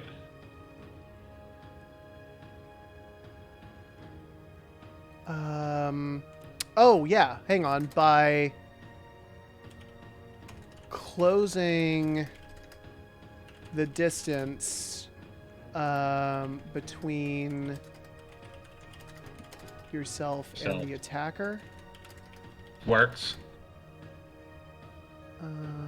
A false attack intended to get a reaction from the opposing fencer. Actually, this holistics kind of works too. Yeah, I think that you can make that work. Yep, these all work. Yeah. It's fencing / demolition. Actually, that covers our game pretty well. Fencing meets demolition derby is pretty much Vault. That's pretty fucking Vault Peddlers, if I do say so myself. Yeah. So okay, cool. By players narrating joint action, rolling. Okay, no. So we do actually have it. It was right there. It was right under our thing. Players can work in tandem, but yeah, I think that like stock like that doesn't work, right? Like if we just because then it's if we had it only working joint with defense, then every hit is going to be so much harder on the defense. Yeah. You will be. Yeah. Oh, you know what? No, I am going to keep that there. I was going to say move this damage bit, but actually, I think we should be in the habit of repeating ourselves for this, so that's fine where it is. Okay, cool. All right. So I think that's our defense taken care of. Now we got to pop lock and drop it. That is, we have to bend it like Beckham. Fuck. I am not equipped. War within the stream. I'm not equipped to bend it like Beckham. I am equipped to pop lock and drop it. I could bend it like Ronaldo. Okay, that's like it's like pretty good. Still pretty fucking good. It's still pretty good. I get it. It's not Beckham. Can I say this? Still a world-class player. still a world-class athlete. Pretty good if you can bend it like him. Not Usain Bolt fast, but like I have no other runner to compare. I was gonna say I only know Usain Bolt. I was literally trying to think of any other soccer player besides David Beckham. And I was like, I was like, I know at least one. I know I've got one. There's Messi. Yeah, I know three soccer players. What's up? Messi is a description. He is also a soccer player. How many times do you think he gets that joke in a day? It's like, oh, he man. He probably gets mad and goes, it's not a joke what you're saying. Your kitchen is really messy. And he's like, oh, fuck.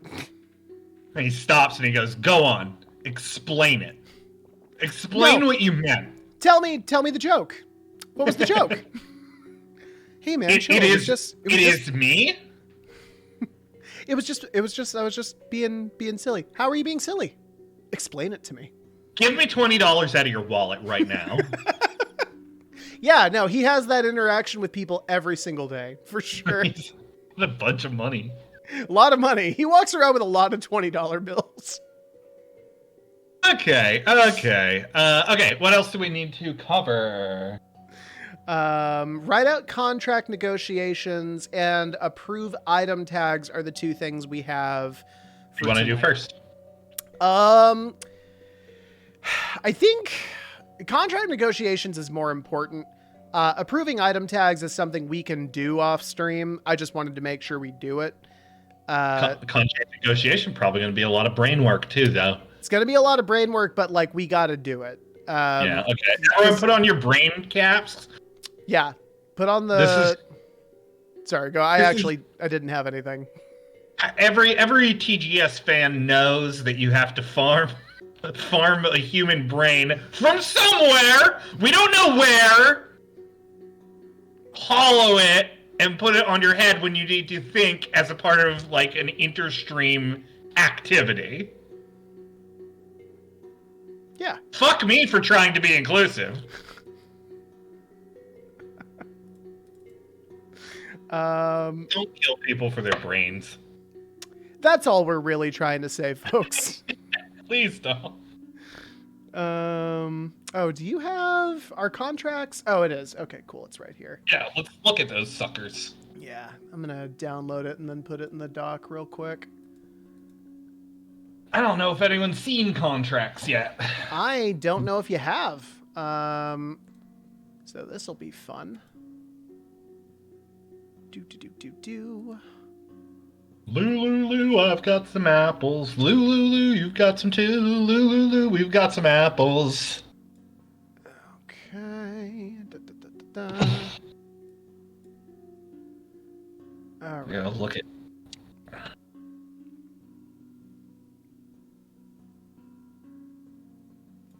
There we go. Okay, so when negotiating contracts, so let me ask you this: how detailed do you want this to be written? I mean, are we literally talking about like step 1, negotiate X, step 2, negotiate Y? What do you have this section looking like? Yeah, I mean, I think we need to have at least a flow down of like what you. Yeah, I think we do need to have that because, and my reasoning for this is something that no one else does, right? Like nobody has contract negotiation. It is a pinnacle of our game. Like we need to have a flow down. Yeah. Okay. Cool. So we're going to make a set of steps then. If necessary, we will explain them out further. All right. So let me ask you this then. Based on what you have, what's priority number 1 in terms of like what's the first thing that happens? Yeah. Hold on. Opening up contract. Okay, first thing, determine contractor and contractee. Okay. And what does that mean exactly? Sure. Dispensed by the contractor. This include shall result in the dispense the forfeiture or default. Gotcha. Real quick.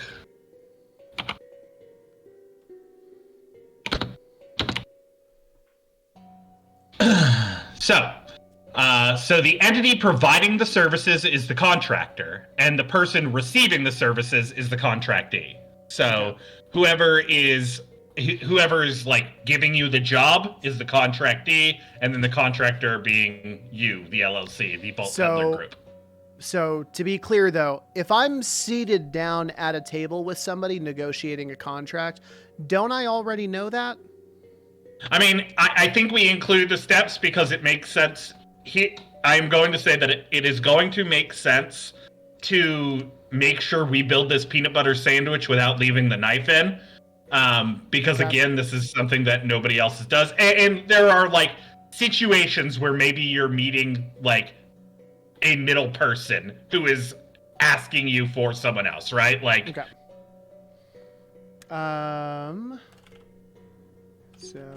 So determine contractor, contractee. If that's the case, I actually don't think it needs further explanation than just the title. Like, I wanted to make sure that there wasn't any like separate meaning behind that. Should probably include the contractor is the person providing the services, the contractee. So I actually have that in this little sidebar up right above it. I am going to put contractor instead of investor information. I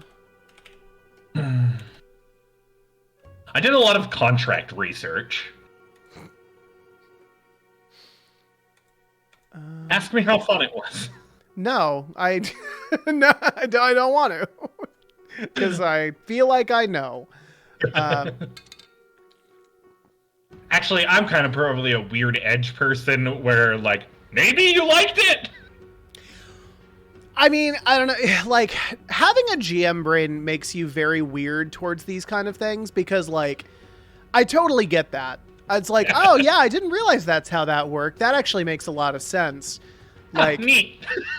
Yeah, you get like this weird proclivity for understanding how like air ducts work because, like, that's probably going to be something your players deal with a lot. So like now I kind of know like, oh yeah, most air ducts you definitely couldn't crawl through. Like they're not made that way. That's dumb. But yeah. All right. So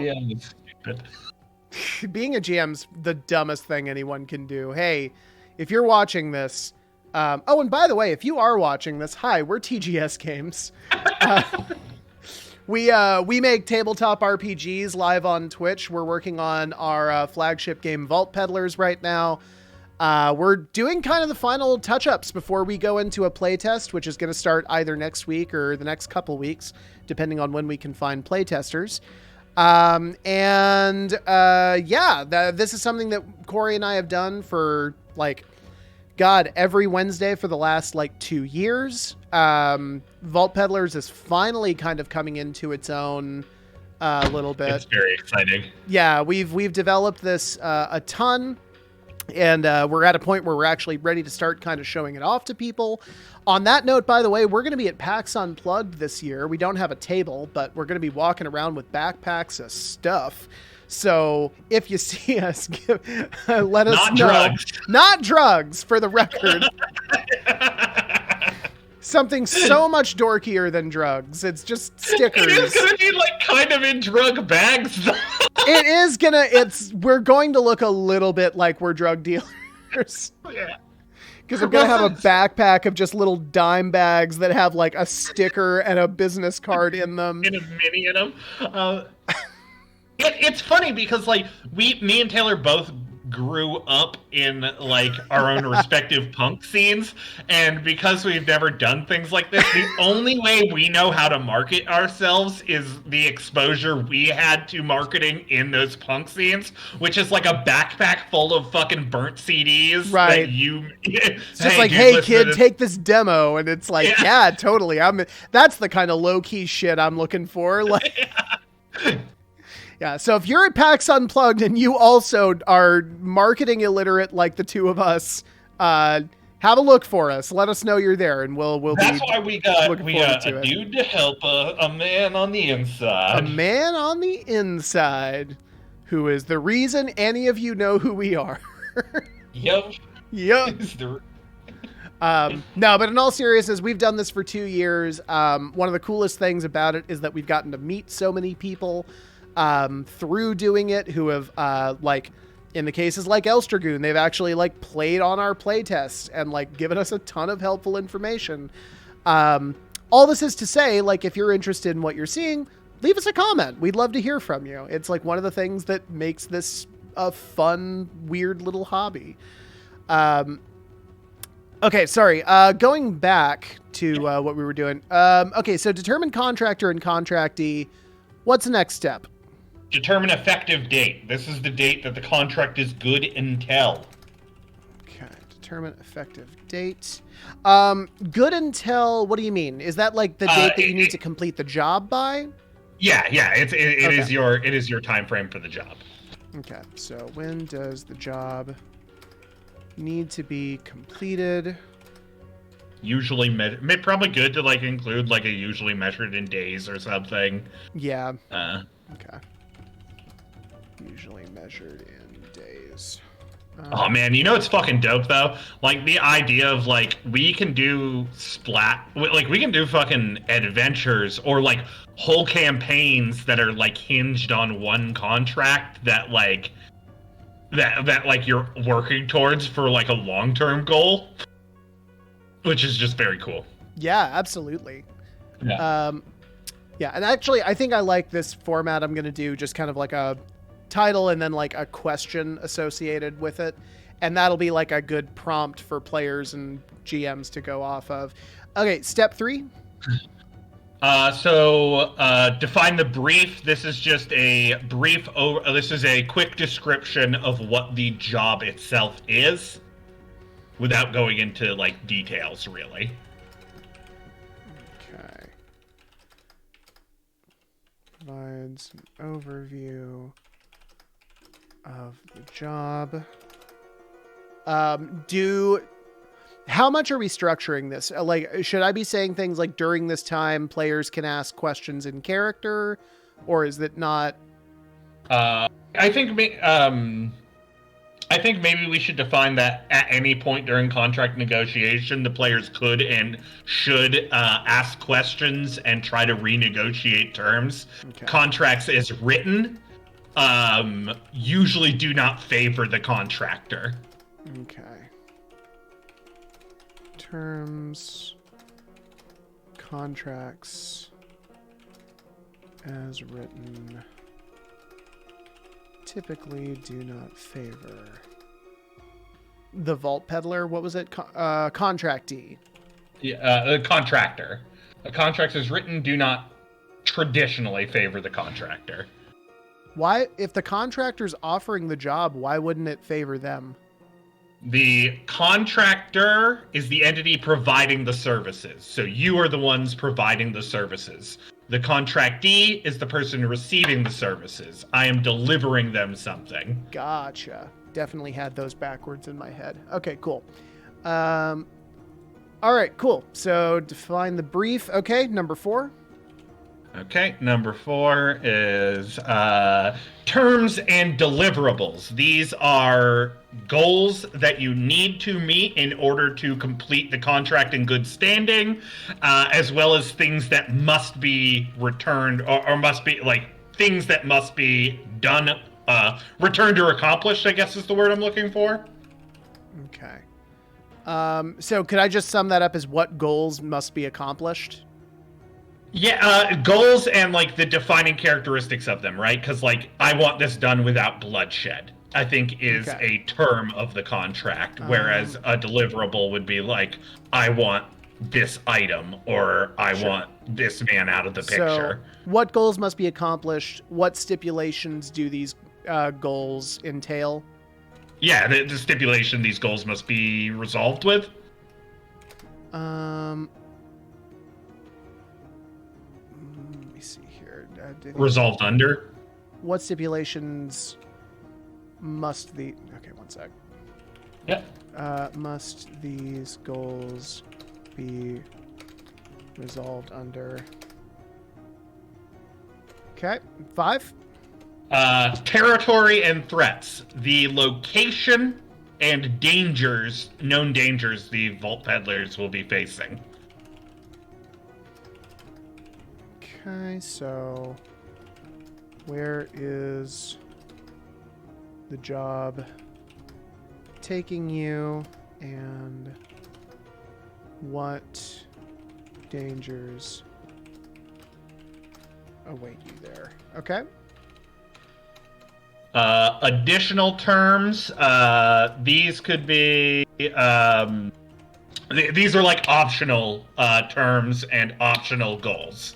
In the same way that we have terms and deliverables, these are like excess things that can be accomplished for excess petty coin. Okay, so what additional optional goals has the provider? And yeah, Vault Peddler could be like, hey, we could also do this for you for a little bit of danger money. Give us danger money. Danger money is actually the subtitle for this game. Fucking hell yeah! Vault Peddler's danger money. Dude, Danger money. That's the name of our first adventure that we make. Yeah, definitely. That's an adventure book for sure. Yeah, Vault Peddler's danger money. Danger money. The one, like, if we have a one-y, like, hardcover book, that's, like, the one that's in the back of the book. Absolutely. Yeah. Okay, and then is there a 7? Yes. Default and liability. These are the, these are the breaks of the contract, right? These are the things that absolutely forfeit the contract and the things that the contractor has to give up if they are broken. So you're kind of on the wire too, is the idea. Like, probably a traditional, and this is just me waxing right here. This isn't for you to include, but like, and maybe you want to. I don't know. Either way, the contracts as written will probably have like pretty serious liability written into them, which is why a Vault Peddler wants to negotiate. Like, hey, fuck that clause. Like, oh yeah, no way. 1000%. Like, if I fuck up, I'll give you 2 petty coin. Like, that's it. Like, yeah. Okay, cool. So the questions then: what forfeits the contract, and what are you on the line for if you fail? Yeah. Okay, cool.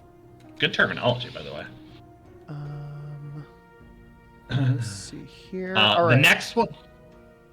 The next box can be probably just titled as reward. Titles, deeds, relics, and petty coin that you get for completion of the contract. Okay. So what do you get for completing the job?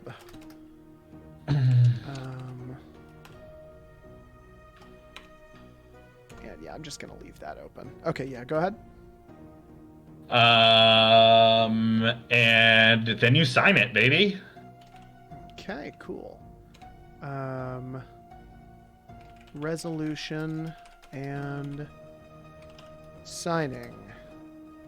So how I'm picturing this is, and maybe this is something to include, contracts will be like written and presented to the contractor, and the contractee will take you through the contract, and that's when you can be like, hey, fuck that, hey, fuck that, hey, fuck that. Yeah. Okay, cool. Let me see here. All right. End of the contract, I wrote this neat thing. Yeah, I saw your little Like that? Legalese? Yeah, it's very appropriate. This contract shall be valid through to the effective date, with payment of the promissory being deliverable on the completion of that expressed in the brief, with additional terms as detailed. Any forfeiture or default of this contract by the contractor shall result in the dispensing of liability. This is including but not limited to void payment as defined by the promissory note set forth by the undersigned. By endorsing this the contract, this document shall be enacted as official and binding record, the details contained herein serving as fair and reasonable terms as negotiated. This is how you know it's not the post-apocalypse. It's the post-apocalypse. We're at this stage of the world now. Again. We're back here. We're back. Nietzsche was right. Time is a flat circle, and now we're back to legalese. Sorry about it. Nietzsche was right. Hell yeah, Dunkaroos. His lesser known. Yeah. No, Thus Dung Zarathustra is like one of the best books. So good. Super good. Thus Dung Zarathustra. Yeah. I would love that a lot more than Thus makes That's a sick t-shirt. Fuck, that's a really good t-shirt. That's some Here Be Monsters merch right there. I was gonna say, I might actually... Like, that's gotta be public domain, right? Like, Nietzsche's estate can't do shit. 100%. 100%. I think it's at least fair use. I'm in the process of getting some Here Be Monsters merch worked out, so stay tuned for Thus Dunk Zarathustra. I'd wear the fuck out of that shirt. I would be super into that. That's gonna happen, actually. That's great. Okay, cool. So looking at this section, Corey, is there anything that you see missing or that we need to include? And do keep in mind, I've got this little thing up here, this little sidebar up top that like explains what the elements of the contract are. I can update them to have the names like in accordance with what you've got on the contract. I mean, it's probably worth noting that players are usually presented with a filled contract. Contracts are usually unfavorable to the contractor. Got that. And that negotiation is expected and encouraged. And like those are the things that I would include. Beyond that, I think this is a fairly exhaustive flowdown. Okay, cool. So yeah, we're gonna just highlight that here. All right, so upon the beginning of contract negotiations, the archivist presents players with a filled out contract form,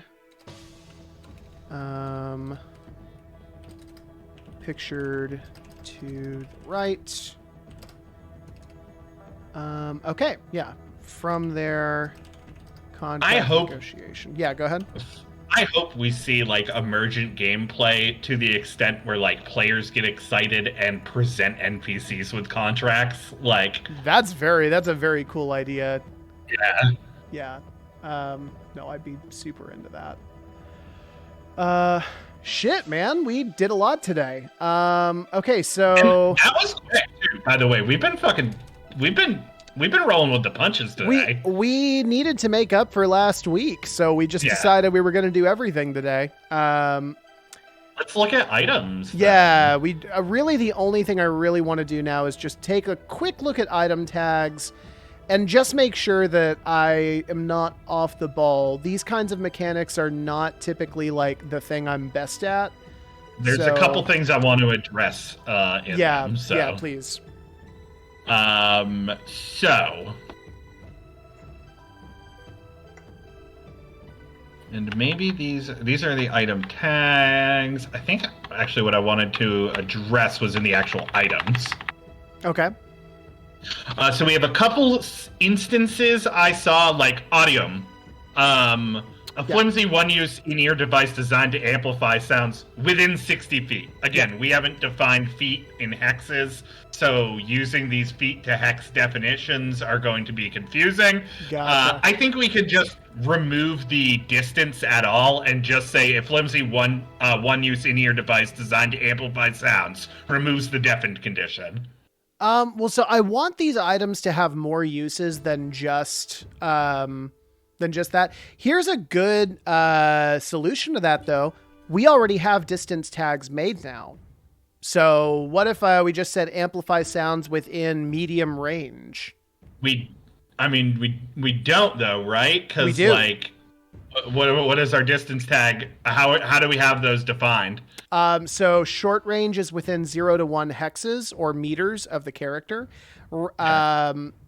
Medium range is 2 to 8 hexes or meters, and long range is beyond 8 hexes or meters. Yeah, I mean, we could totally do that. I would say I would then include, I just make sure that those clauses stay separate. Then removes the deafened condition, and then separate sentence works in this this range, just so that when we're reading them, we don't like try to combine. It's that like thing when you're reading an RPG book when you're like it has to be exactly what they're saying or else you start to infer things. And then let's make sure to replace anytime we have feet with our classification for range then. Yeah, let me... okay, here we go. So it looks like I've only got it one other time for the thermonium. Yeah. And that is also going to be within medium range, it looks like. Or no, that would be long range, actually. Okay. Yeah, so let me ask you this. So basically, 8 meters is something in the neighborhood of like 20 feet or something like that? 24 feet? I think. Just 8 times 3. Yeah. Yeah, so that would be the beginning of long range as I have it defined. Does that sound about right? Like, does this one need to be defined with range? Like, I definitely see the purpose of... Yeah. Yes. Okay. Then I think then just pick one or the other, I guess. It doesn't matter to me. Which one do you think makes the most sense? Well, that's actually kind of what I'm getting at is I don't know if long range starting at 24 feet makes sense, or if I should be planning long range starting at like something closer to the neighborhood of 50 feet or something like that. Does that make sense? Well, I mean, if we're defining medium range to 24 feet, then I'm anything asking, after that. I'm asking, should we, is the question. And medium is from 3 to 24? Medium is 2 to 8 meters, which would be anywhere from 6 to 24 feet. I think that's fine. Okay, cool. I just wanted to make sure. Then yeah, medium is fine. So medium range. And then, yeah, I have these actually on different sentences. So is that cool? I think so. Okay. Body heat, if anything. Maybe removes the obscure. Maybe it's just anything works within medium range. Probably doesn't need to be done, but if it helps, whatever. Yeah. Okay, cool. Yeah. Cool. Those were the two things that stuck out to me as we went over them. I did want to take a peek at them real quick, actually. Yeah, go ahead and do that. I am going to actually fix something further up on the dock as far as feet goes. Okay, cool.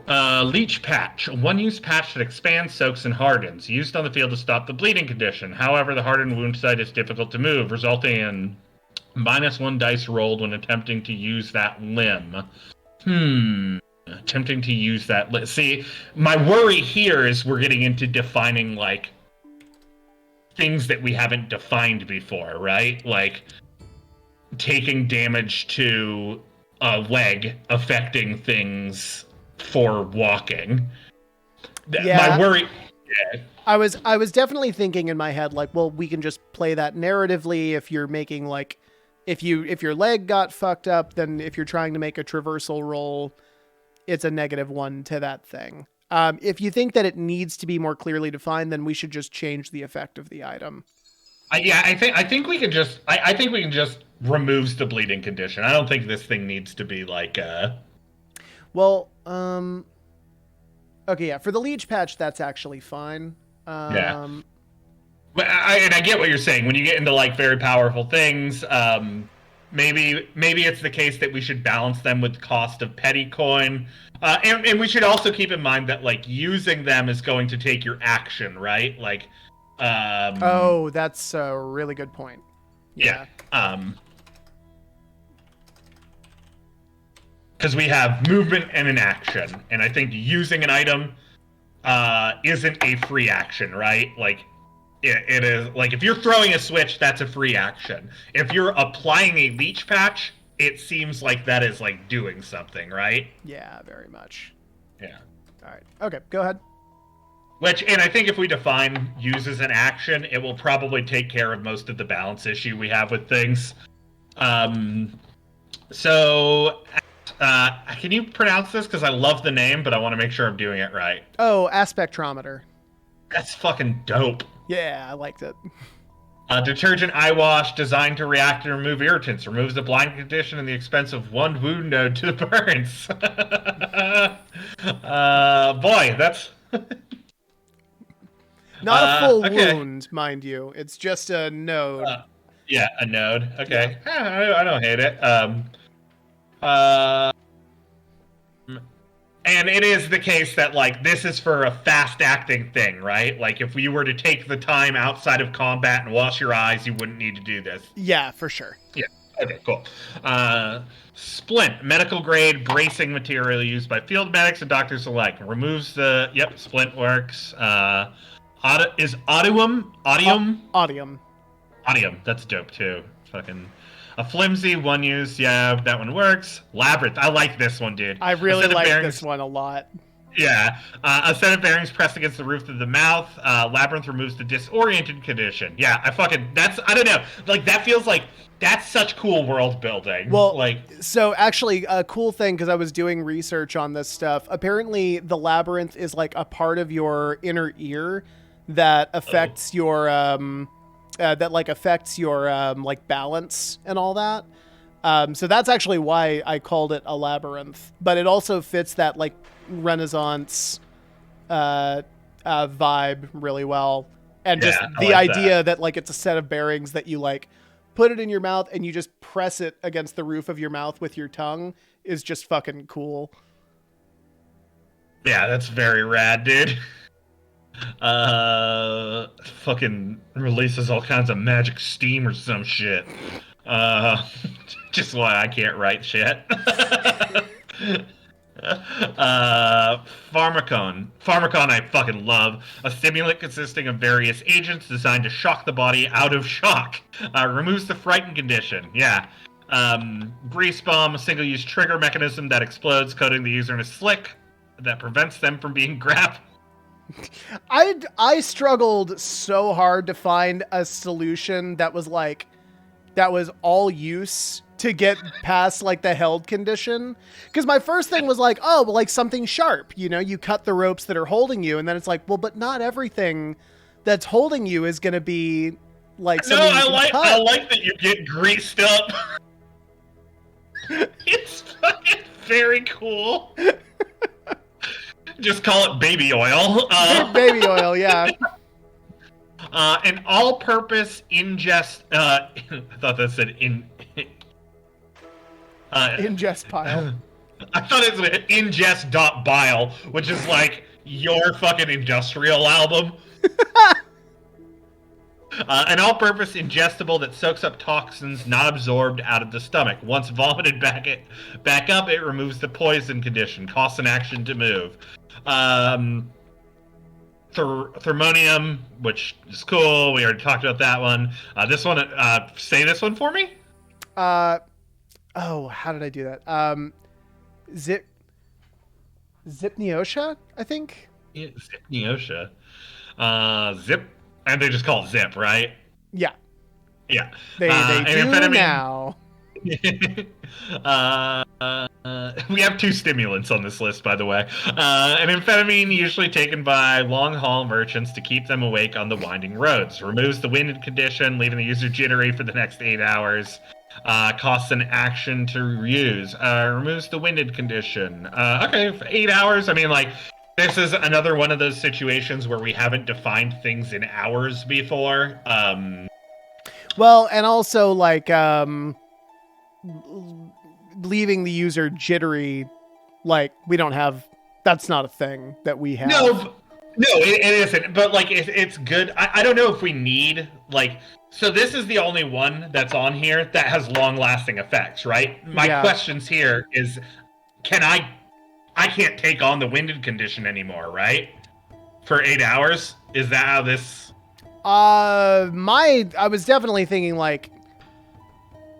I didn't even think about it that way, honestly. Shit. No, when I wrote it, I wasn't even thinking about what happens after. Like, you could totally get it again. It's just, like, you're jittery. I would remove the 8 hours thing then. Okay. I don't think we need it.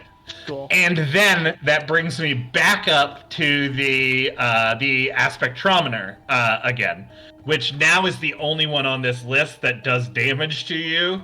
Yeah. All right. So removes the blinded condition. Yeah. Yeah. All right. Sounds good. Okay, these are all tight, dude. The Awesome. names kick ass. Like, they all work. My favorite is the grease bomb. Because Naturally. the best way to get out of being grappled is like, hold on. It reminds me of those little like bank ink packs or whatever. It just like explodes all. Ah! But it's what criminals like. If Batman was correct, right? Like, if Batman Begins was correct, and him becoming a mass vigilante made another mass vigilante, criminals should have invented this baby oil bomb so that when cops are chasing them, they're like, "No, you can't get me." Yeah, they never talk about the episode in Batman the Animated Series where they have to chase the Riddler around like a greased pig. and it's not that they don't know where he is. They just can't hold the darn guy. Well, that was the one that included like a lot of nudity. And True, so yeah. It was a tough one to get on TV. Yeah, they fought like hell for that one, but thank God they did, you know? Guys, you can't put this one on the air. It's a kid's show. He's naked the whole time. Yeah, it's important. Yeah, it's funny. That's why we want to do it. Okay, and then item tags. Item tags. Okay. Auto fire. This item fires rapidly, causing double damage, but requiring 1 round to reload. Cool. Which is fucking dope when I tie this to my sword. Just fucking... I'm very excited to see like what people do with these, in all honesty. That was my only thought while I was making these, is like, what kind of crazy shit could I make with this? It fucking tracks. Like, everything is everything in this game, so like you can fucking jam auto fire onto your baseball bat and fucking hit. Just fucking boom, boom, Right. boom, boom, boom. This is just the fighter feat. Items dealing or resistant to electricity. Add or subtract 1 die to your pool when applicable. Have we defined like all the damage types now then? Because I saw you have ice on here too. Yeah, I was hoping this would do it. I guess not. No, we'll have to if we want to include them as more than just like a narrative description. Yeah. Then we will have to at least have it, because then that brings up like NPCs being, this guy's resistant to electric, right? Right. It's how deep we want to get into that, like. But let me pose something for you there. If I have that NPC, he's got bolted armor, and he is 1 die resistant to electrical damage. 1 die to your pool when. All right. I mean, it still might be worth having a list. I'm not married to it. I wanted to include this stuff or whatever, and I just wasn't sure what else we needed for it. Sure, if we find it doesn't work, then it doesn't work. I mean, I here's the thing. I dig that explanation. I just worry there might be cracks in it, which is why we play the game we're playing. I was about to say, that's what a playtest is for. Yeah. Concealed. Attempts to uncover these items start as a 2 best roll. Dope. I have problems with the verbiage. No, I'm joking. Because I can't. Fuck you. This item conspicuous. This item conspicuous. Yeah. I'm sorry, I'm getting silly. This item is noticeable. Upgrading the die type of NPCs, assessing whether you have something on you. I think that works with our system. Cursed. D12. This is my favorite one. Roll a D12 when item is used. On a 12, it inflicts a blinded, poisoned, or surprise condition on the user. Yeah, I'd be into that. Cool. Distracting. This item is eye-catching, adding 1 die to any attempts to use it to distract a target. Items dealing or resist. Same as bolted, but with fire. Okay. Explosive. Same with fucking cool. I want explosive armor. Faulty. If the user gets no successes on their rolls, actually, Taylor, I actually think I agree with you on that. If the user gets no successes on their rolls to use this item, it jams and becomes unusable until it can be repaired with a clockwork repair best roll. Yeah. Are we married to just having the because we haven't done a approach skill combination on any of these other ones? Not married to it. We can change Okay. it. Yeah, it might be until repaired might just be the thing, right? Like I want to try to repair my item.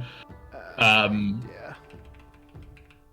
And for everyone watching, right now we're going through and like just making sure there's internal consistency to our shit, which we're having a wonderful switching of roles right now, where yeah! I'm the Chaos Gremlin now, and Corey has to clean up all my bullshit. Where's your sweatshirt? It's upstairs. Well, get your Chaos sweatshirt. Now that's the correct answer. Chaos doesn't listen. Iced, same thing, right? True Goblin doesn't follow any rules, least of all this one. Sharp, items which inflict the bleeding condition. Might want to have loud on here. Single use, item will break and become unusable after one sweep. Item can be hit multiple targets, damage is applied individually. Sure, yeah, I think all of these. Okay, I like work. loud. Hang on one sec. I mean, here's the thing. It might be the case that, like, farming, like, PBTA games for their tags is probably a good idea. I'm not going to say I didn't do that. Nice. Yeah, I've got the Ruma book right next to me. I would have done the same thing. Yeah, 1000%. They're really good at tag systems. Like, to be fair, like that is maybe like the strongest aspect of their mechanics. Is that? I mean, that's fucking. I've latched onto it like right away. I love narrative tags. I think that it works super, super well. It's like, and I'm not a PBTA guy. I just fucking love narrative tags. Yeah, no, they're just very good at using that system to their advantage. Okay, loud. Well, this thing would what it? It applies the deafened condition. Ooh, I like that. Okay, yeah. Always? Like if I have a loud gun, it like anybody who hears it is deafened? So let's look at your blinded ones. Do you have a blinded one? Like one that applies the blinded condition? I don't think so. I've got one that inflicts bleeding. Okay. What does the bleeding one do? Sharp. Items which inflict the bleeding condition upon a successful attack. So, okay. So, loud is conspicuous. Attracts attention. On a successful attack, inflicts the. Is it on a successful attack, or I was going to say in close range? Close range is 1 hex, right? Yeah, short range I think is the term we use. Yeah, short range.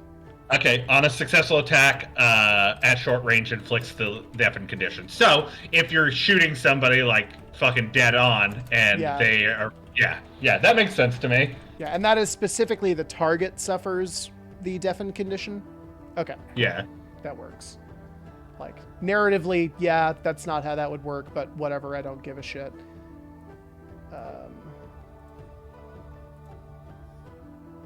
Yeah, if someone points it out as an issue, we'll change it to anyone in short range, right? Oh, yeah, that might be actually a better way to do it.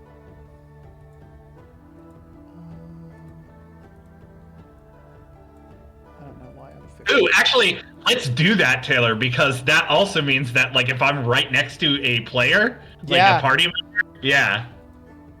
No, I like that a lot.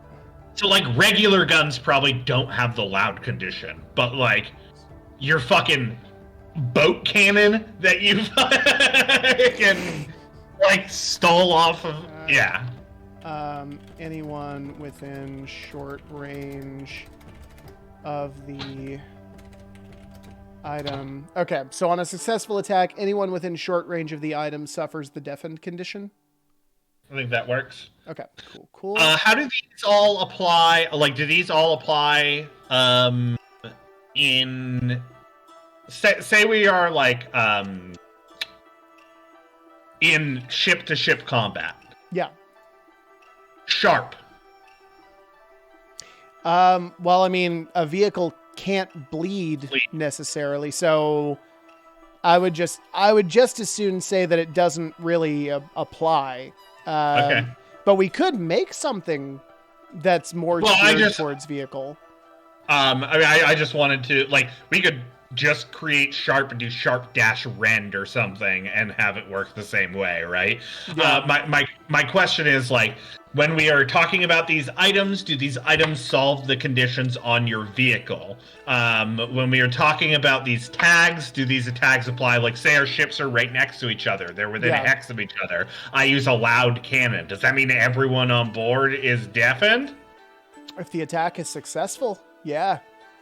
Okay. Unless it, like, here's the thing. If the weapon has that tag, then that is by definition how it works. If you've done some kind of a repair on your vehicle to remove that tag, then the people on your ship don't suffer that. Okay, then we are probably going to want to, like, make sure to include examples of upgrades you can include on your vehicle that have those kinds of things. Yeah, for sure.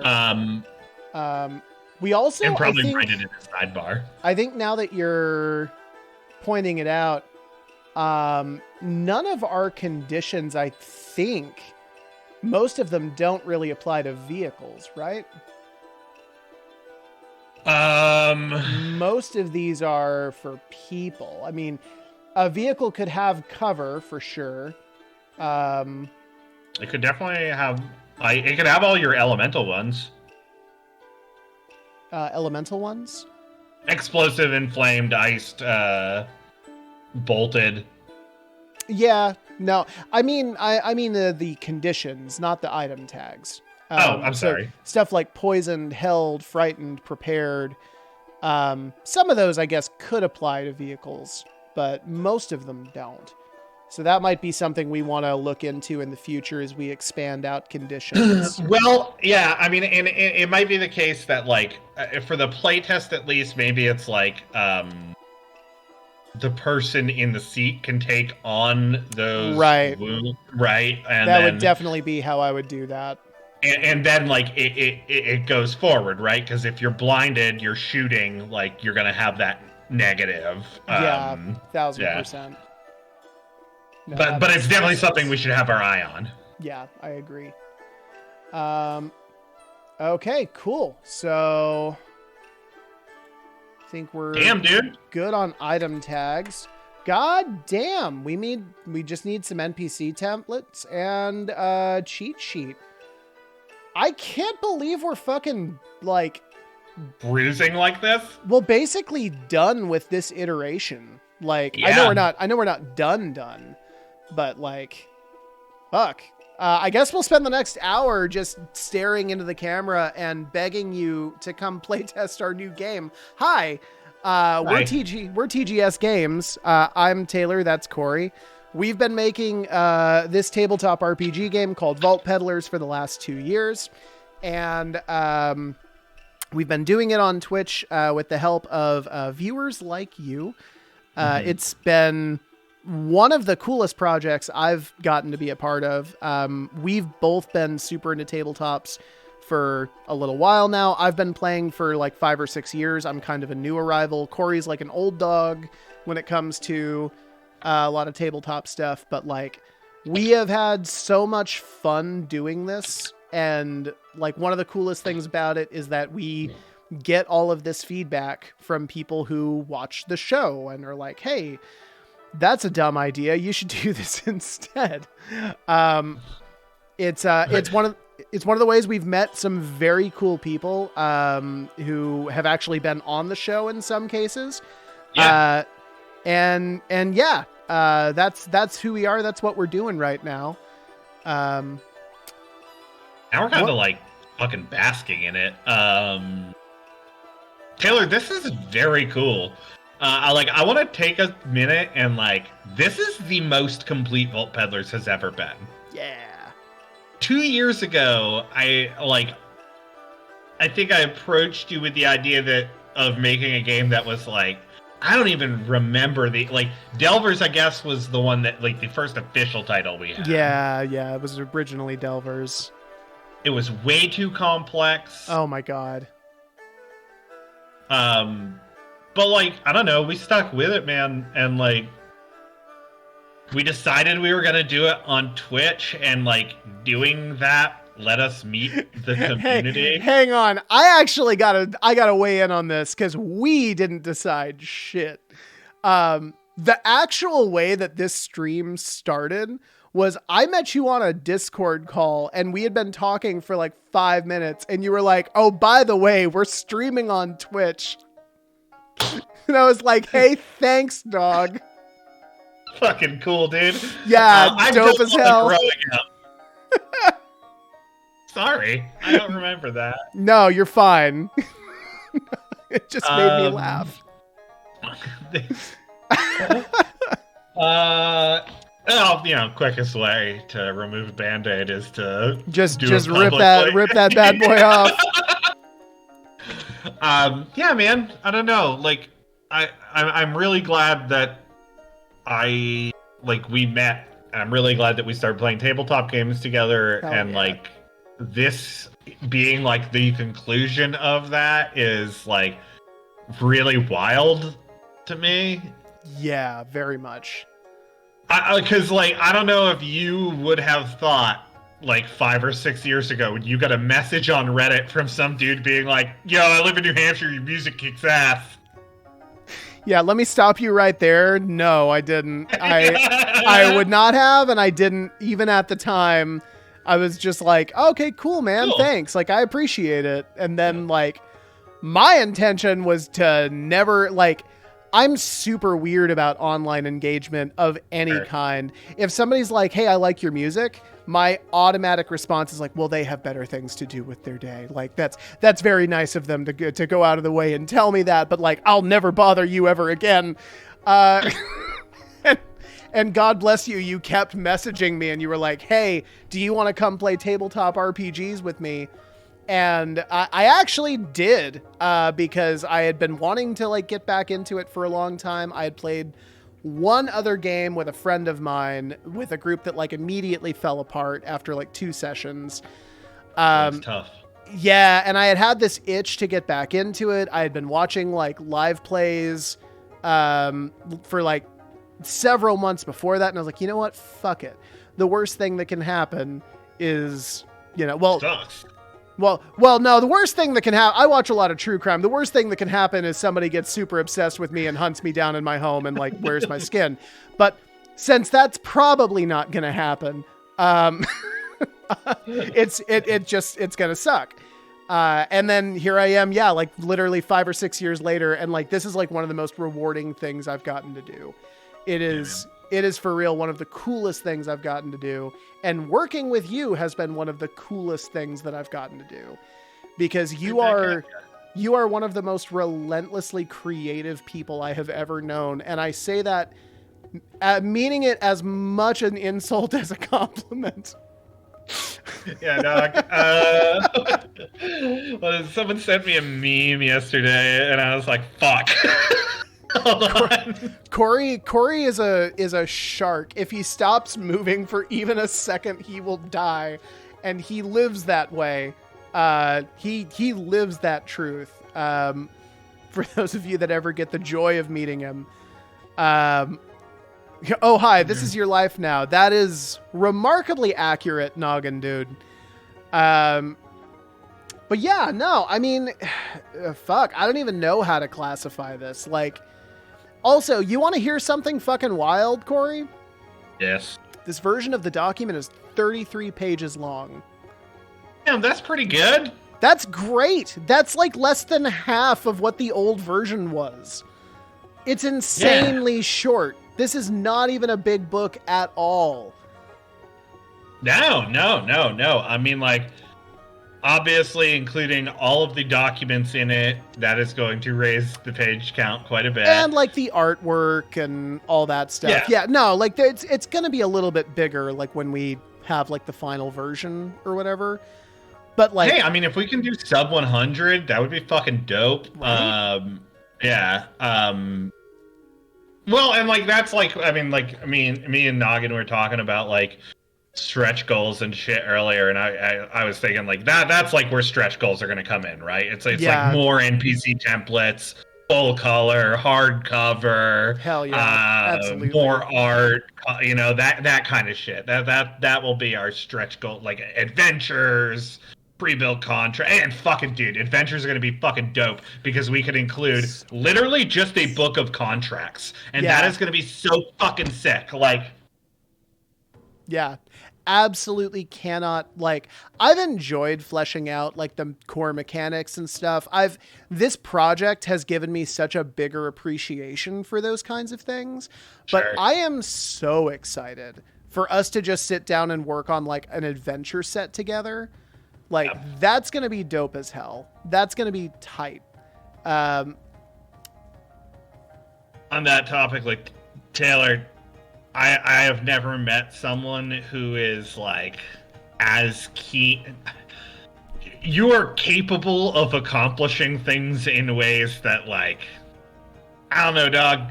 Like, look at your fucking discography. Like, that is a testament to like your shit. Like, you complete goals.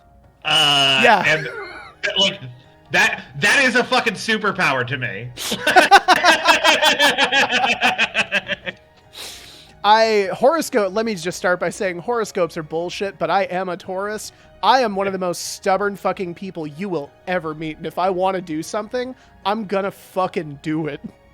I'm a Taurus too, but like I'm in a different way, I guess. Oh, it's gonna get done. Like it might suck. It might be fucking awful, but it's gonna get done. Yeah.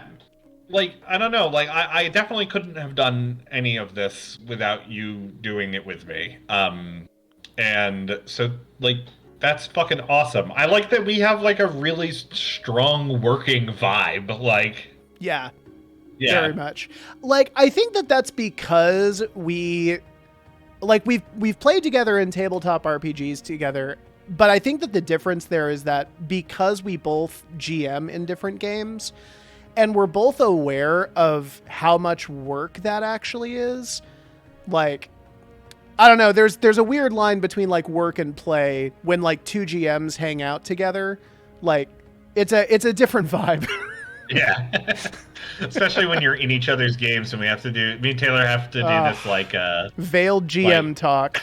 Yeah, we like paint broad strokes at each other. Oh man, you guys have no idea what was happening behind the curtain during that session. That was wild. Yeah. Dude, Noggin, pitch fucking away, dog. Like, honestly, like, everyone, like, especially Noggin, because he's my fucking dude. Noggin's my fucking dude. Noggin dude is my dude. But yeah, like, dogs, like, especially moving into, like, adventure sets, contract ideas, like, pitch fucking ideas at us, man. Like, by all means. Yeah, fucking fire a shotgun blast.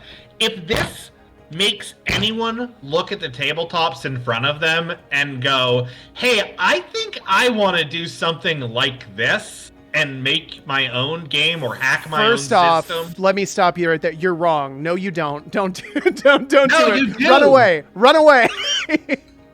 Fucking do it. I think you should. Do it, you coward.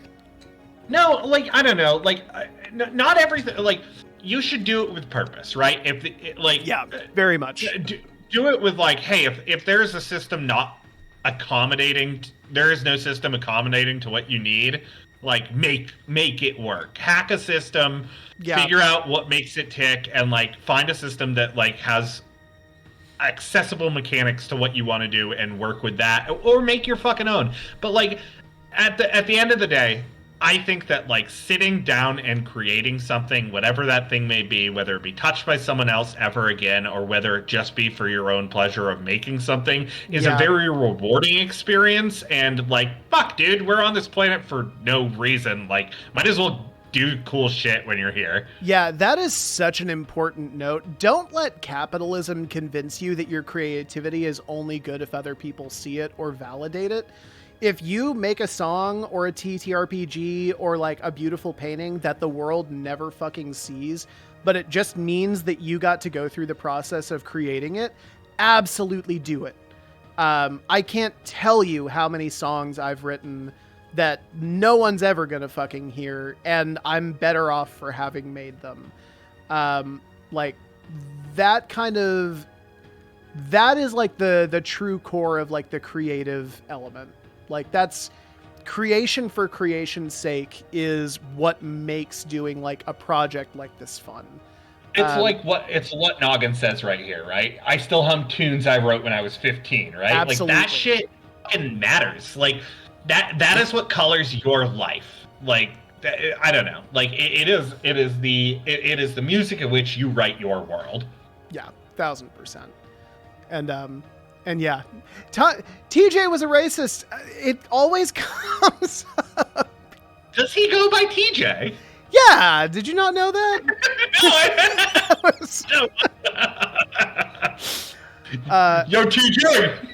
It Sorry. is, like, I love that people love that song. It is so bizarre that is the one everyone gravitates towards. I think it's just because the title grabs them, and then they listen to it, and they're like, oh, this is fun. But, like, straight up, that song was a joke when not that I didn't believe any of the stuff in it, but like it was a throwaway song that like I tacked onto that album 2 weeks before I put it out. I just wanted something to like round it out to, I think it was like, it ended up being like a 10-song album and I wanted it to have 10, but like, man, people fucking loved that song. I can't believe the response. Nobody cares about any of the rest of my shit. They just want that song. Not me. I'm in a class of my own. Yeah, exactly. You are literally, I checked, this is not TGS talk, but I checked my stats on Bandcamp for the first time in like a year or whatever. Monocopsis is my least listened to song on there. Dipshits, everyone. Dipshits. That song fucking... I mean, it's probably a testament to, like, what, like... how, like, listless I feel in the world and, like, how I desire science fiction and, like... Right. Like, it was probably a testament to me being an alcoholic, honestly. But, like... Yeah. Art speaks to people different ways. Yeah, that song fucking... Man, It's still to this day, like that live performance that you did at Joke, like that, like, I like remember this. It gives me chills. I remember the speech you gave before it. Like, I love that song. Yeah, man.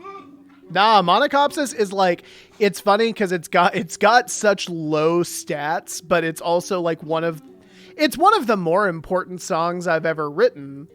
Just because that's the reason I know you and that I'm doing all of this now. It's the reason I bought a plane ticket to Philadelphia in December. Like it's such a wild thing. And it's a great example of what I was talking about before, where like, don't make art for consumption. Cause like, granted, I did put that song out into the world or whatever, but like it wasn't with the intent of getting big, obviously, because it didn't work. Like just do cool shit. Like here's like the arrow pointing or whatever. It's like, do cool shit so that you get to do cool shit. It's an arrow pointing into itself. If that is not the main reason why you're creating, like, I really encourage you to think about that. Like, think about why you make stuff, and ultimately, like, choose the things that you do just because it means you get to do them. If they're the reason for you doing shit, then like, that's it. Choose joy, baby. Choose joy. Fuck yeah. Never forget Taz Balance. Yeah. God, so good. Yeah. Let's see. Got to keep putting stuff out there into the universe. Yeah. I mean, it's just like, I don't know. Like, okay, right now, like I watched a documentary, Mad Dreams and Monsters. It's about Phil Tippett, who is like he's like stop motion VFX guy. And I was fucking enthralled by it, and I was like, man, and like looking at it, and then like watching. I watched the other day, Taylor. I watched the whole Alien trilogy. I watched this documentary on a Hell VFX yeah. guy. Like, it was. I did this Sunday, mind you. All of Sunday, I just like sat down and watched all of Alien, and like, Fuck yeah. I don't know. I did stuff I liked, and I was like, man, stop motion looks really cool. Like, doing VFX work like that looks like making monsters seems really cool. And then I was like, I have no reason to do that. And then I was like, well, I could just do it. Yeah, just because it would be cool to make a monster. And then I was like looking at all the art skills that I've developed over the last years, my 3D printer, and I was like, I could just make monsters. And so I called a couple friends up and I'm like, this like after December, let's like get serious on weekends about like, I don't know, just like building monsters or doing like a little stop. I don't know, just be fun. Hell yeah. Yeah, Absolutely. just a hobby. That sounds tight as hell. That's awesome. Yeah. Do you know you've seen Alien, right? Oh yeah, absolutely. It's like one of my favorite horror movies. Yeah, that's why I like you. That's the best movie of all time. It's a great horror movie. Yeah. It's my second favorite movie. What's your first favorite is the Burbs. Yeah. Yeah. Yeah, that's right. Because I remember you telling me that one day and thinking how out of left field it was for everything I knew about you. But now that you know me more, are you like, no, that tracks? Confession? Never seen the Burbs. Ah, dog, you should watch it. It's fucking dope. I know I should. It's not even like I have like it's not even like I've made a statement that like I'm not going to watch it or anything like that. I've just never seen it. I know I've seen bits of it. Cause like Comedy Central played it for a little while. And so it was on every once in a while, but I never actually sat down and watched the whole thing. It's great. It's fucking awesome. Yeah. It's Tom Hanks, 1989. Like, it's fucking killer. Corey Feldman, like, it. Hell yeah. Yeah. Anyways, there's this scene where they're like, when they're actually dissecting the face hugger after it falls off of him. Yeah. And like they're looking at it, I was like, I had watched the documentary first. I'm like, I wonder how they did that because like everything in there looks like fucking real. Like when they're like because they're not piercing anything, they're just like moving the pieces around. I'm like, that looks like oysters or something that they're like moving. I'm like, I wonder how they did that. So like I was talking about it for a while. I ended up looking up. You know how they did it? They dumped a bunch of fish parts and oysters in there and arranged them. I was gonna say like they probably just had like actual animal parts was gonna be my first bet, like because that was back in the day where like they actually did wild shit like that. It wasn't just like weird. Well, they use shellfish like, and I was like, that makes a ton of sense, right? Like. Yeah, I'm like, that's a fucking clam. But then, like, thinking about it, I'm like, they didn't just dump them in. They had to layer and arrange these things to look like the underside. Yeah. Like, I was like, man, that's fucking dope. Now, like, coming from, like, my background in music and stuff, I had, like, a brief fixation on, like, doing Foley work for movies and, like, how cool that shit is. Like, you know, like, breaking celery sticks to, like, resemble broken bones or whatever. And, like... I don't know that like I wish that more movies had practical effects. Just because like they're cool. They're cool, and I feel like it just made movies feel differently than they do now. Like, I don't know. Like some movies do still use practical effects. But I don't know. By and large, that is more my favorite than anything else. I mean, it's both now. Practical is it has like made a huge comeback, and they're marrying practical with CG. Yeah, you know the movie that like supplanted practical effects, right? Trying to think. Was it a Star Wars? That was Jurassic Park. Yeah. So Jurassic Park, initially, Steven Spielberg called up Phil Tippett's company and was like, hey, we want to do real, like, life-size practical dinosaurs for this. And Phil Tippett was like, that's ridiculous. Like, that's, like, that's not practical.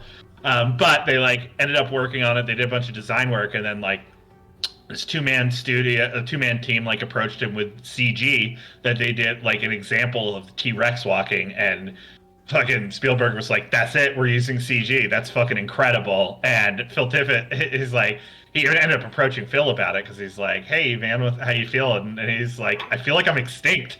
And he was like, Steve Spielberg goes, "I'm using that." But I mean, like, ended up like Tippett's got like a whole CG side of his studio now. Like, he ended up like. I imagine he had to. I mean, yeah. Well, it's the marriage of those two things, right? Because like Jurassic Park, they weren't able to meet for a really long time because they had done so much research on animal movement and then had built all these practical effects. So they like walked them all and used those to model the 3D rigging for their models, and like. No one surpassed Jurassic Park CG for like 10 years. It's insane. Anyways, I know we're just talking about. Yeah, sorry, we've completely gotten off track here. So this actually might, I think, be a good place to call it. If you've enjoyed our dumb little rants about creativity and movies and why Alien is the best horror movie, hi, we're TGS Games. We actually, despite what you see here, do make games. Occasionally. No, honestly, we're just taking a little victory lap right now because we've kind of nailed down all of the big elements of our tabletop game called Vault Peddlers, which is an electric Baroque game about community in the post-apocalypse. And we've been making this game for like 2 years. We've been doing it here on Twitch. We do it with the feedback that we get from viewers like you. So if this is interesting to you, give us a follow. It helps the channel out a ton. Send us a message, give us a comment, let us know what you think of like the stuff you're seeing on the screen. And yeah, we'll bring the champagne to Philly, to celebrate our successful run. On a final note, we are getting ready to go into a playtest. And if this is something that you think you might be interested in, we've actually been kind of struggling to find playtesters for this game. Give us a message if you think that you kind of go with our vibe, if you think we'd be a good fit. We'd love to have you at our table. And yeah, I think that's actually all the announcements that we have, right? I think that's it. Okay, cool. Do you want to raid someone? Oh, yeah, we should do that. Who do you got? Well, let's, I mean, we could raid Halbernacht again. Okay, yeah. Halbernacht. Halbernacht. Where are we going? Unrecognized command. HALBERNACHT. I thought that was what I had.